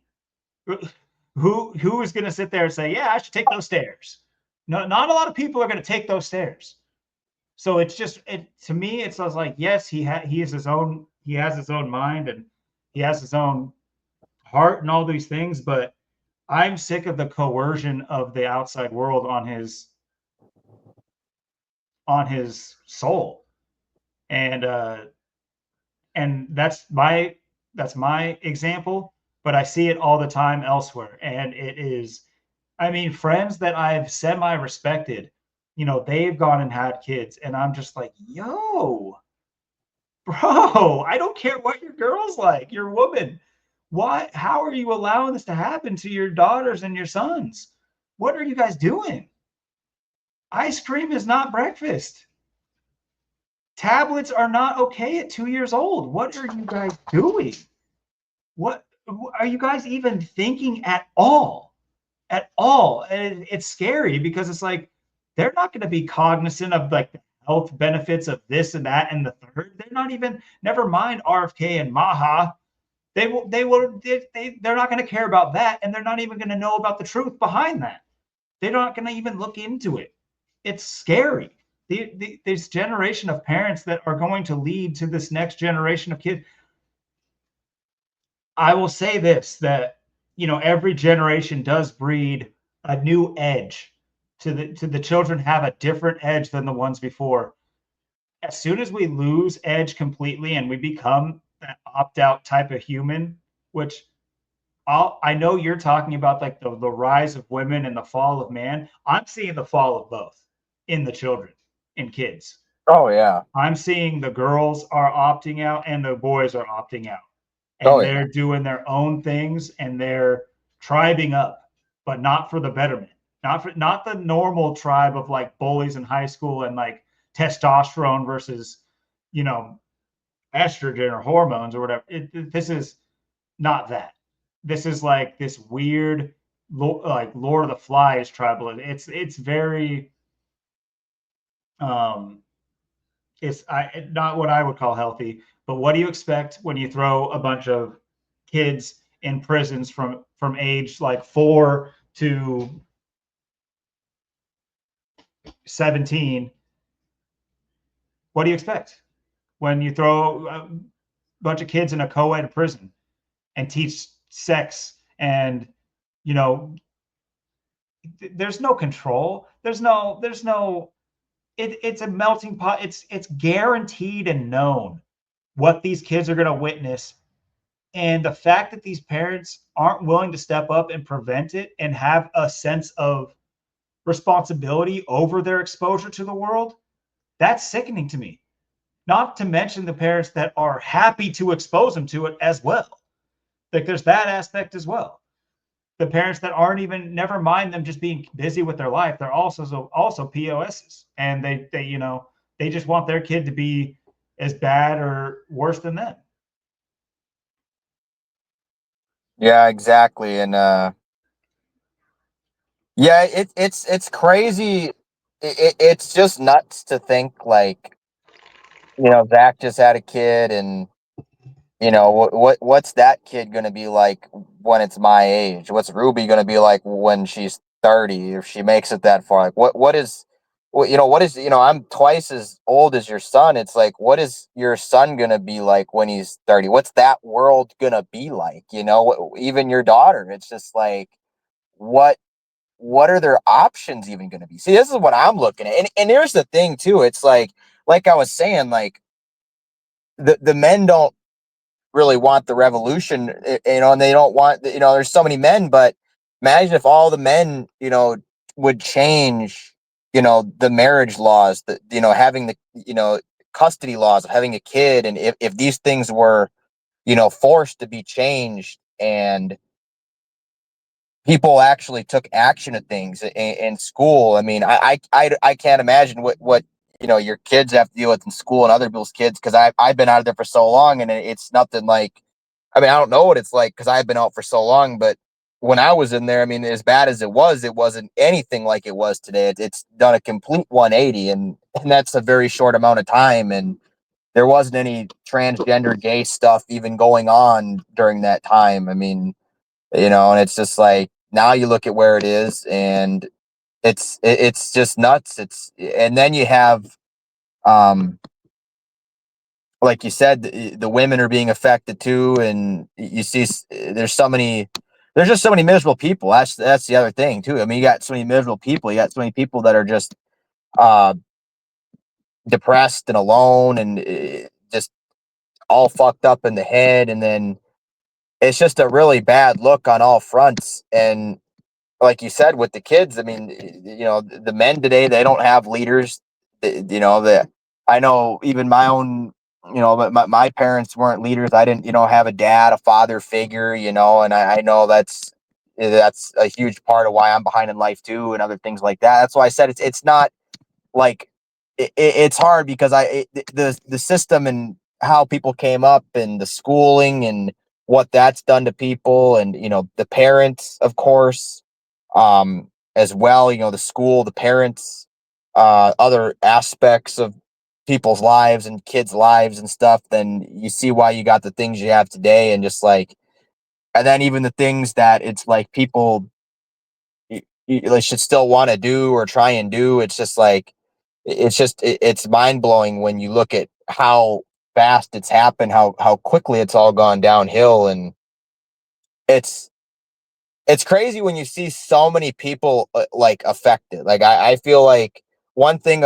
for me is I've always pretty much stayed consistent, to who I am. It's just like there was never this point in my life like where I was just like, oh, I hate women. I'm never having sex again, and they're the problem. And it's like, or like, oh, it's, there was never a point where it's like I just like changed. Like I see so many people, they don't, like I've said, I mean, they're how bad they look, how much they've changed, just like the things people are going through and then they, and then they're like you said, they're bringing people in the world, and those kids are already, don't have a chance because they're already setting them up for failure. And you look at it now too, it's like I don't understand how there even still is a school system. Like, how are people even still sending their kids to school when 90% of them can't read, they can't write, they can't do anything? I mean, it wasn't anything like that when I was there. I mean, everybody could read and write and do the basics. I mean, other than that, I mean, it was kind of, however far people were. But I mean, now people can't do anything, and the kids they're obese. And then you got all the problems in the school now with, whatever they're being taught and, how they're learning, and then you have to deal with all the other aspects of it. I mean, all the scamming, from college to everything else, um, all these setbacks and all this waste of money and all these things that aren't even an education. It's just there's too many scams, and the school itself is a scam. And you got people that, um, like I said, like I said, I can't, I don't know what it's even like anymore, but I can't imagine what it's like to be in school and have to deal with it. And it's like, and it all goes hand in hand. And it's like I said, I look at people like my age, around my age group and like younger and stuff, people that, are old enough, in their 30s, like you said, like people your age and a little even older. It's like, these are the people I'm really like, man, you got to live in better times and come up in better times. And it's like, even these men aren't what you'd think they would be. I mean, they don't want to revolt. They don't want to have a revolution. They don't want to fight back. They just want to, just like you said, go along to get along. They don't want to, everyone's so afraid of being judged, or, something happening, or, oh, this person's going to think this person's going to think that, or, that's what it is. I mean, so many men they don't want to be confrontational. They don't even want to, they don't want to rock the boat at all. And that's the other problem is, and like I said, I mean, you look at our community, how did millions of people fall away? Where did millions of people go? I mean, it doesn't seem, so you really do wonder. It's just like, I don't know what's really 100% going on with a lot of people, but it's something that I just think is, for men today and the way things are, it's just like, it's crazy. It's just how people the way they've just been removed from, I guess, even the manosphere itself at this point. I mean, because so many people are just off, just doing their thing, living their life, and they're not even trying for anything anymore. They've just kind of accepted things, and even if it's something else, they don't want to like learn and look at this information. They don't want to. They're definitely not going to learn or want to preach gematria or learn what's really going on, because they a lot of them can't handle, especially the men today. They can't handle the truth. They can't handle the facts, and just because it just crumbles them to bits, and then they can't handle it. So they're just going to be weak and live the lie and still vote for men to rule over them and still do these things. So you have this vicious, repetitive cycle right now, and it's just like, and you just like, and I just see it. The next 5 years. I mean, what people are even going to be like 5 years from now. I mean, uh, with the things you're talking about, 80% of the jobs being gone.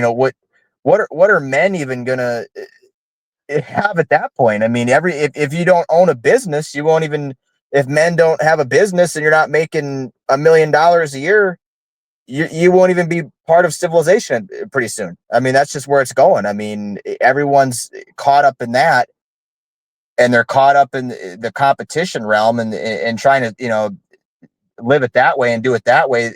And they don't even see the problems. And even if people are being affected and see the problems, they're not really mad enough to do anything about it. They just kind of want to roll with the punches instead of throw a punch or throw a kick back. It's just amazing the way they got everyone in such a limbo, and how they've done it.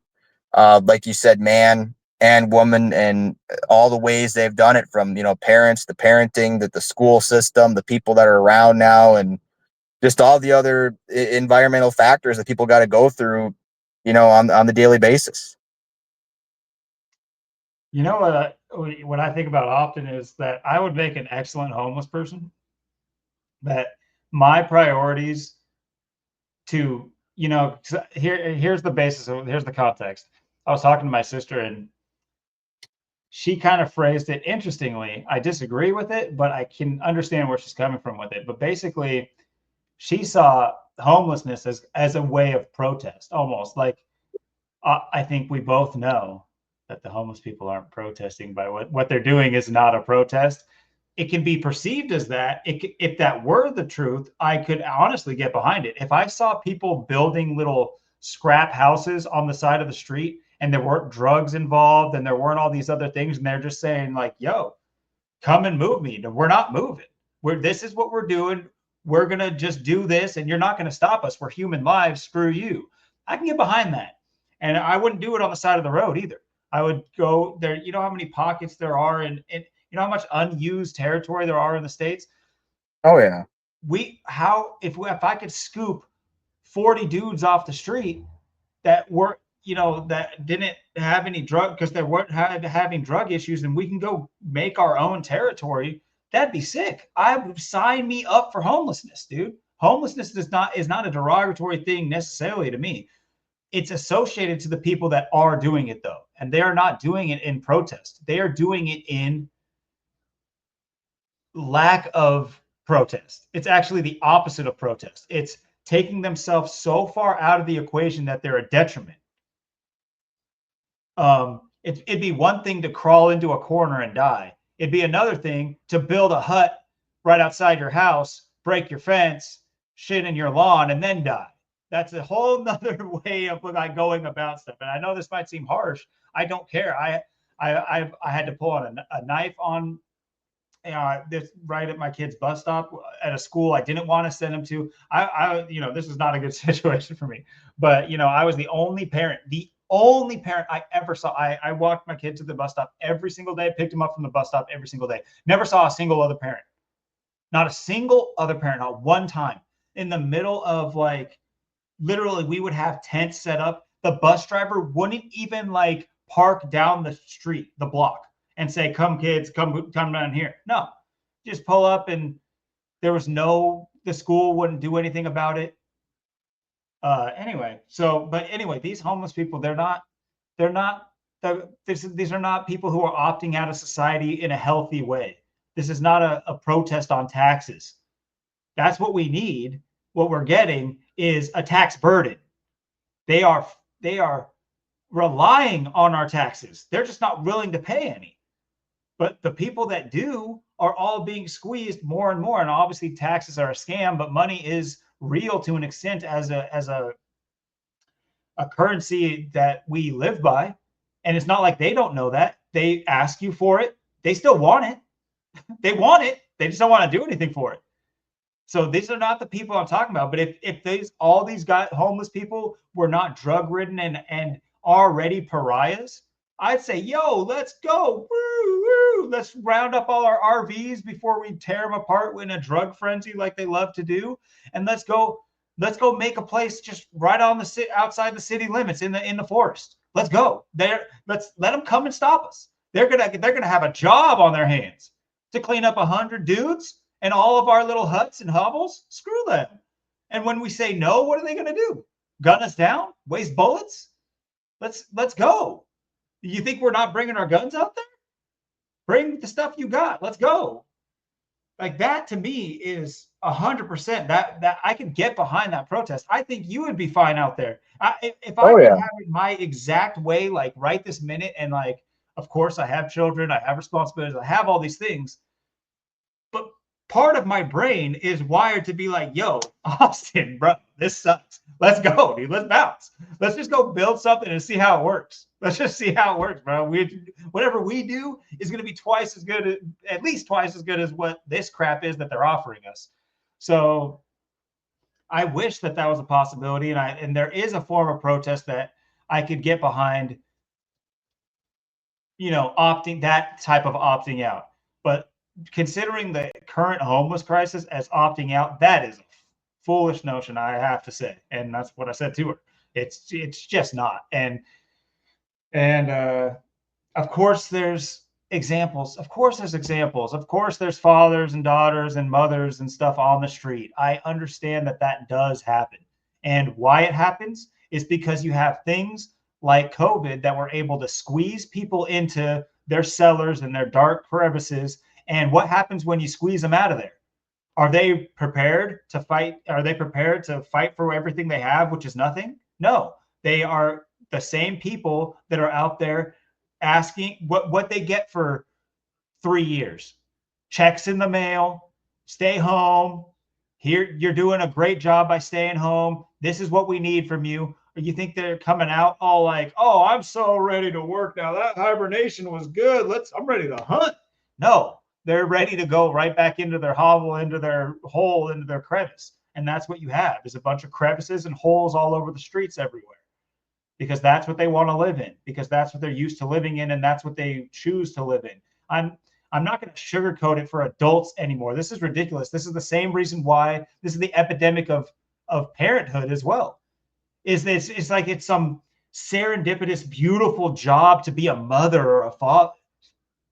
F that. No, it's not. Not if you're not good at it. Not if you don't apply effort and like honest hard work to it. No, it's not. You're just going along to get along, like we said, and that's evil. Rice Krispies should be nowhere near anybody's house. How are they still sold in stores?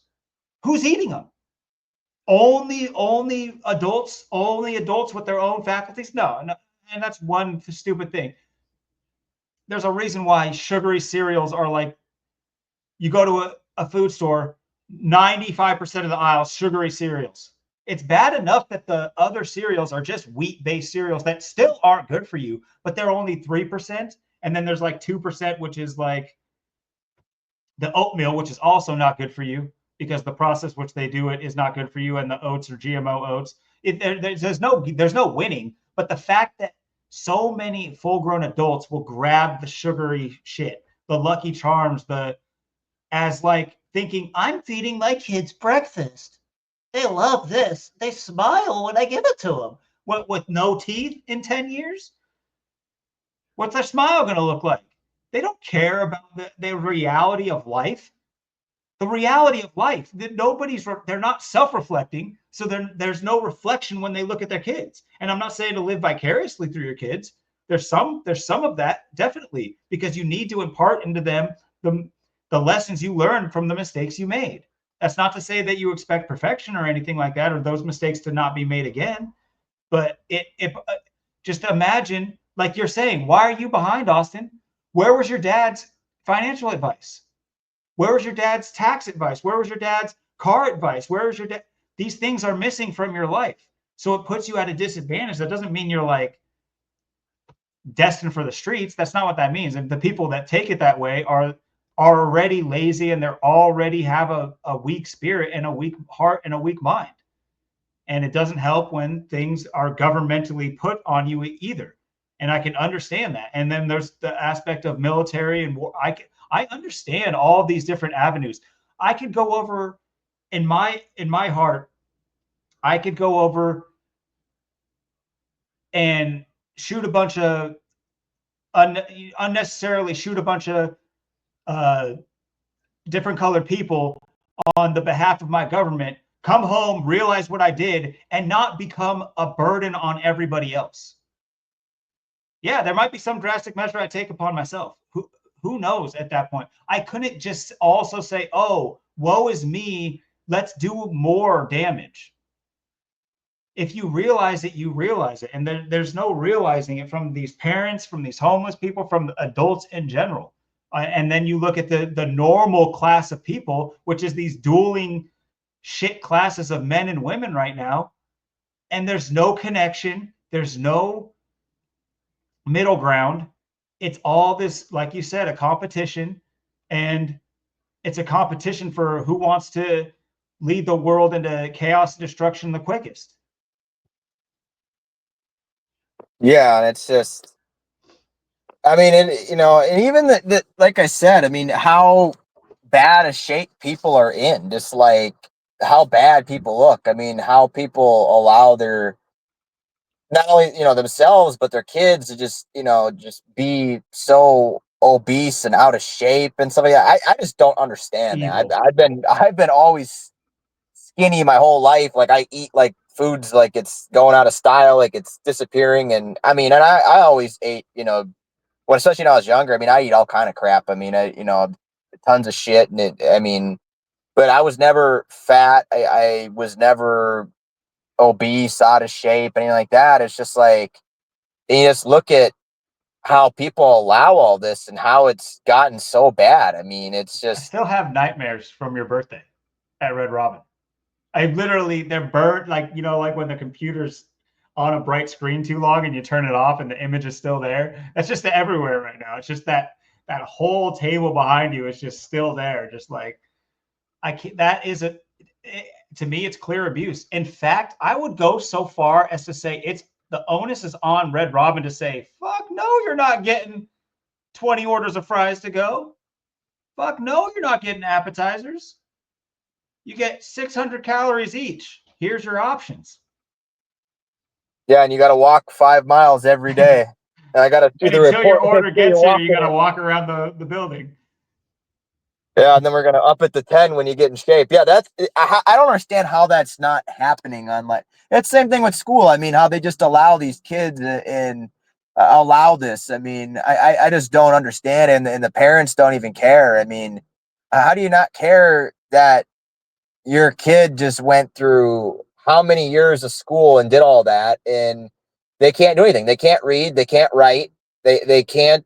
Uh, they can't even bend down. They can't even run 10 steps. I mean, they can't do nothing. I mean, it's just, how do you allow that? How does that even continue on? I mean, I don't understand that. Like, if it's like, and if I was, I could just come in and fix the issue, and it's like, oh well, then why don't we just go to Austin to help the kids get better? Or how, or why don't we just teach them ourselves? Or why don't we just, take matters in our own hands? Like, why does this have to be like such a game? Like, and then people want to, it's just like with COVID, people want to just get behind it and just take it so seriously. Like, oh yeah, you got to get that education. You got to get that, diploma. It's like, what did that diploma ever do for me? It's like, I started preschool in 99. I got held back, had to do 2 years, was supposed to graduate in 2013. Uh,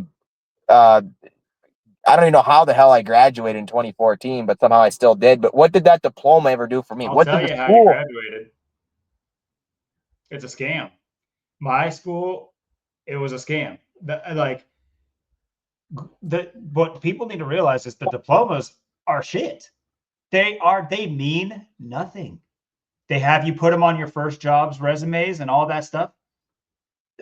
Nobody cares unless you're going to a prestigious like pre-college prep academy. Nobody gives a shit. Nobody cares. They forced to show the diploma means that you can take orders.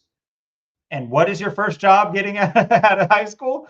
You work at McDonald's and you take orders literally and figuratively. You that is what that means. That is no like larger qualifying career opportunity with that diploma. And with my experience, I was undercredited under everything. Under everything. They just passed me right on through. As if, I was stressing out thinking I wasn't going to graduate all this stuff. And when the day came, I was still had like tons of less credits because I skipped school all the time.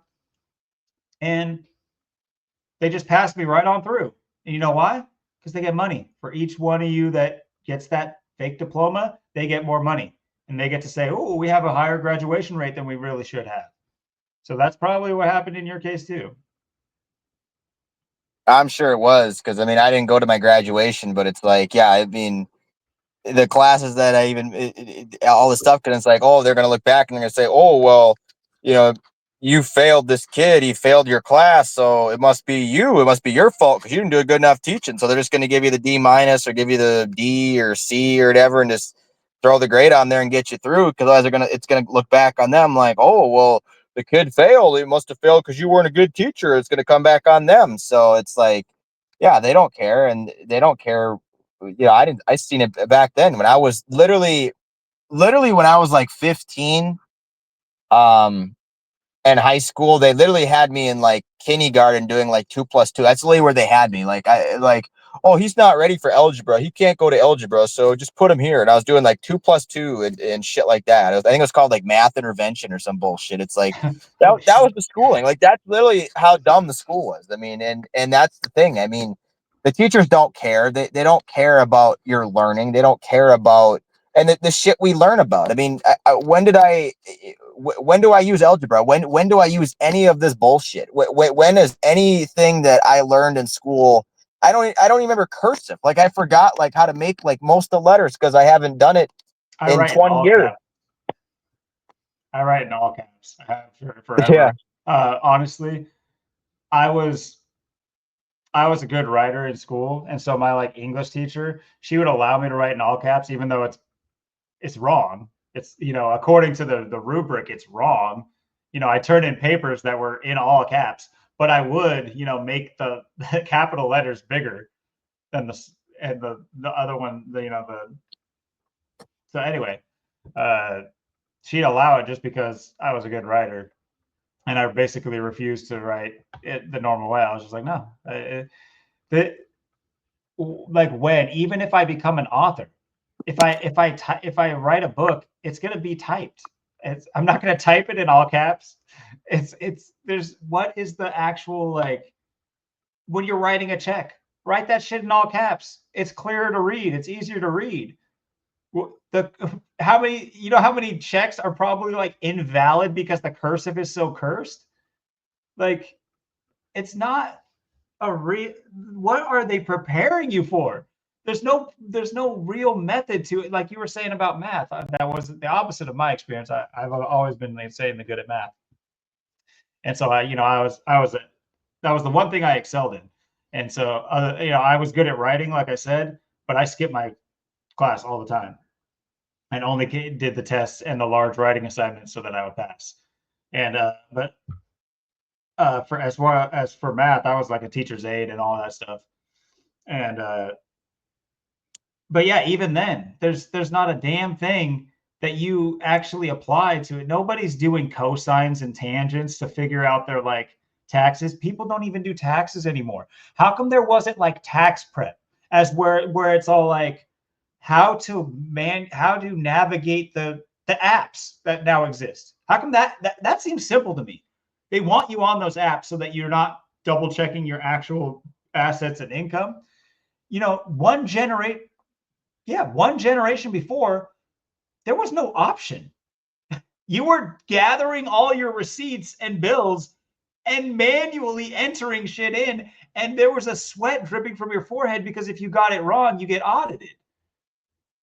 Nowadays, you just say, "Here's my W-2. Where's my money coming?" I put it in the website. I'm sure they got my best interests at heart. I'm sure the number they gave me is accurate and real. Where's my money? God, it's a scam. It's a sham. Yeah, I remember I was good at math when I was like in elementary school, and I was like in like third grade and stuff, like adding, subtracting, multiplying, dividing, like 0 through 100. I was like A+, 100%. I was super fast at it. And then like after that, I remember it got to like, I think it was like fractions or some shit, like fourth grade, and I just like fell off at that point. Like I just like I would say couldn't figure it out. I fractions. couldn't pay attention. Or it was something else. It might have been like something different math we were learning that time in like fifth and like sixth grade and shit. By like then, I just totally fell off. I thought it was like most things too, like and all the other bullshit too. It's just like all these things they have you, the science, Titanic all three that. times. In Yeah, 13 social years, you got to studies, learn about the science. fake Titanic three times. Yeah, Thanks. Good thing I can really place all my Roman mythology. That's really helped me.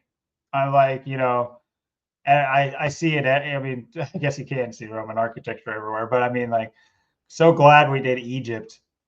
I'm so glad we didn't do like uh, any, so glad we didn't actually look at World War two and one with a, a real lens. I'm so glad, it was just like, even when you're learning about it, you can't learn about it just like today. They don't want you saying the mustache man's name, Hitler. They don't want you saying that name. That it's just another tool of control. They don't want, and I'm not sitting here. That I've seen the trending thing, dude. Mark my words. Give it less than a year. I'm not joking. Give it less than a year. Hitler will be a larger figure again. They will bring him back. And there will be a figure that takes up the mantle of him as well, because that's what happens every single time. That they are currently, right now, they are smoothing out the edges of his character. His character, it was a multifaceted character that he played, and they've done a great job for 80 years showing you the demon side of the character.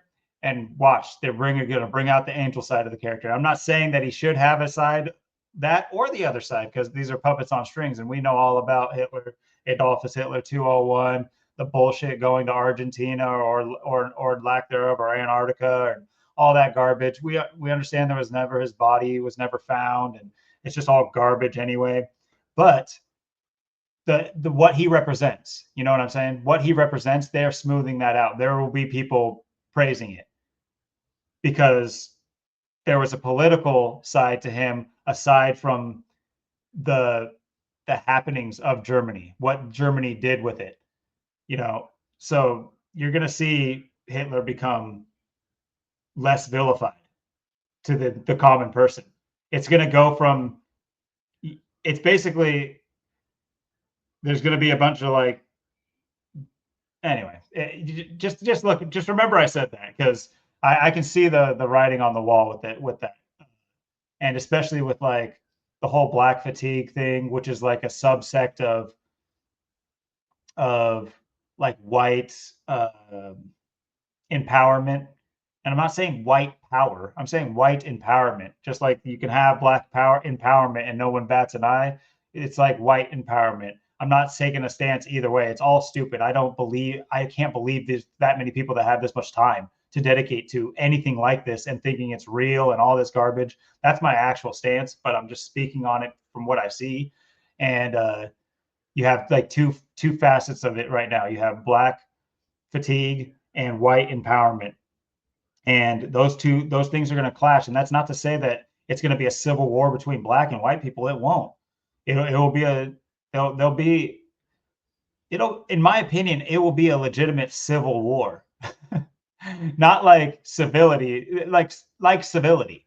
Like, it will be civil. It will be a different type of war. It's not going to be fought at, state lines and things of that nature. I think we've talked about this a little bit before, my idea of what they're doing, but the writing's on the wall with that too.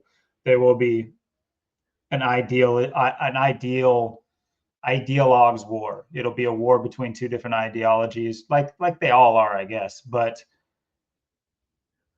ones that aren't nationalistic at heart. It won't be about our nation like they're making it out to be, in my opinion. I think it'll be,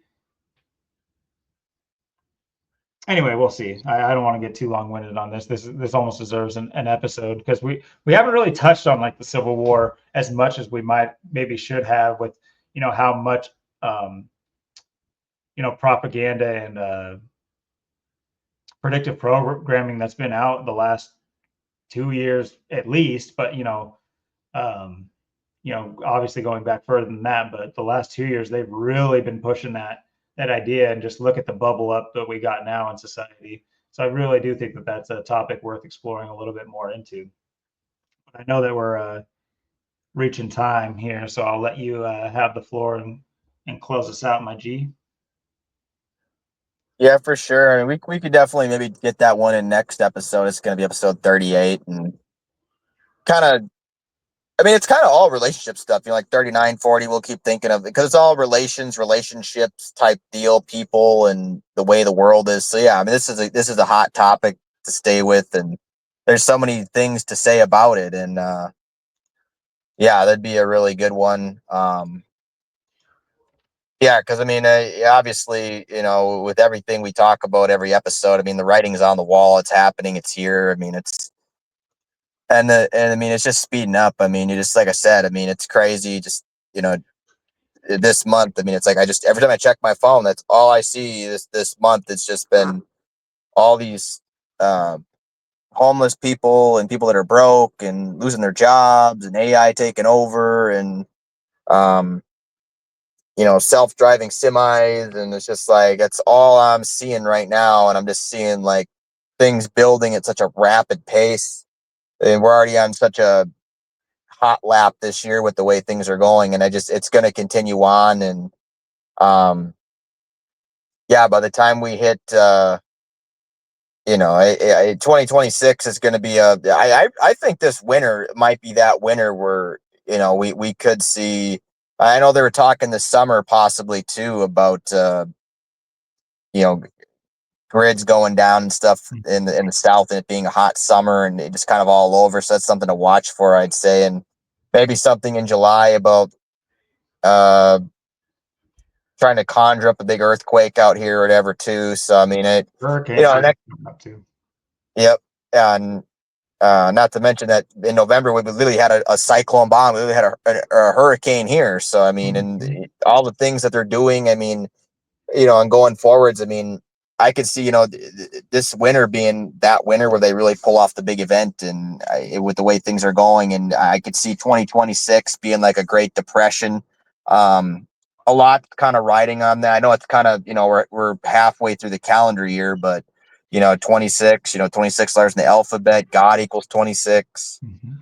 Like I always say, Cobain 26. Like COVID happened 26 years after Cobain died, but you know, like money, I believe too is 26. That's something to really watch for in 2026. We could see a Great Depression, 2027. You know, that's why I think that ID, you know, them trying to force that and get that going. Mhm. Mhm. Um, you know, in 27, you know, obviously, you know, all the rituals and, you know, that number and Cobain and everything and all the other uh, Cobain type things with that 27, all the other things that number represents. 2028, you know, 28 is a perfect number. And then 29, you know, we know 29 is always about 29 and all the way to 2030. So yeah, I mean, every year has coming up has significant, uh, including 25, of course. And I still believe there's going to be a big event or something this year before it's over. And I kind of feel it might come this summer, but I also feel like maybe it could come at the end of the year, maybe towards fall or winter. But we're definitely in for a hell of a summer. I mean, you know, it kind of just kicked off today. So yeah, stuff to look out for. And yeah, business is picking up. I mean, it's just, I see it day by day, week by week. I mean, things are just getting more eerie. You're just seeing more and more things. And yeah, it's a weird time right now for sure. It's a weird time. We're kind of almost feels like you're just on an island, just isolated alone, just watching all this stuff from afar. It's really getting weird out here. But yeah, I mean, I think that's going to be a good topic for next week. And like I said, just keep up these type relationship type things coming this, you know, the month of June. And like I said, too, people have anything they want to add as always, or anything that, you know, they like what we're saying, they don't like what we're saying, they got anything to add, they, you know, people want to add on to what we talk about, or they want to come on, or whatever, too. I mean, it's been the big thing too. We're trying to, like I said, we're trying to get people not so isolated. We're trying to get people out of their shells, out of their shadows, out of their holes, if you will, because everyone's just kind of hiding. But yeah, I think that yeah, I think 37 was a solid one. I think people should have liked what we had to say tonight overall. Yeah, and to piggyback there, I really do think that, you know, especially with the topics we're talking about, it's provocative, that's for sure. So, I mean, if you guys want to weigh in, throw your crazy takes at us, this is definitely the topics to do it with. Obviously, tonight's topic is definitely a, you can slam us in the comments or, you know, praise us in the comments or just give your anecdotes in the comments. But this is a pretty wide-ranging topic that I think a lot of people are either a part of or they can't deny it because it's in front of them wherever they live. And then of course, next week's topic, please, get involved with that because that one should be pretty fun and wild because there's a lot to it, and there's a lot to it numbers wise, which we haven't touched on a whole lot these last few episodes, but at least from the angle of like predictive programming, we can highlight that, and as well as just like I said, anecdotally, what people have been able to see and hear from the top down from the government propaganda wing, where this country's headed and where they're trying to turn us, and yeah, it should be fun. But yeah, thanks for guys for watching and hanging out with us if you did, and yeah, we'll see you next week. It'll be like you said, number 38. Great number. Very positive number. Yeah, if anyone's got any recommendations for 39, 40, we're getting almost up to 40 now. So 39 or 40, those are big numbers too. Yeah, so 40 will be a big one. Yep. 39, the big 39. Election 40 will 93. be 10 months. Sheesh. So yeah. Yeah, 41, 42, like Austin Jesuit, up to 44. We get up to kill. 45, 54. Beautiful numbers. I can't do it. But yeah, all right, guys. Signing out. Have a good one, guys. Peace.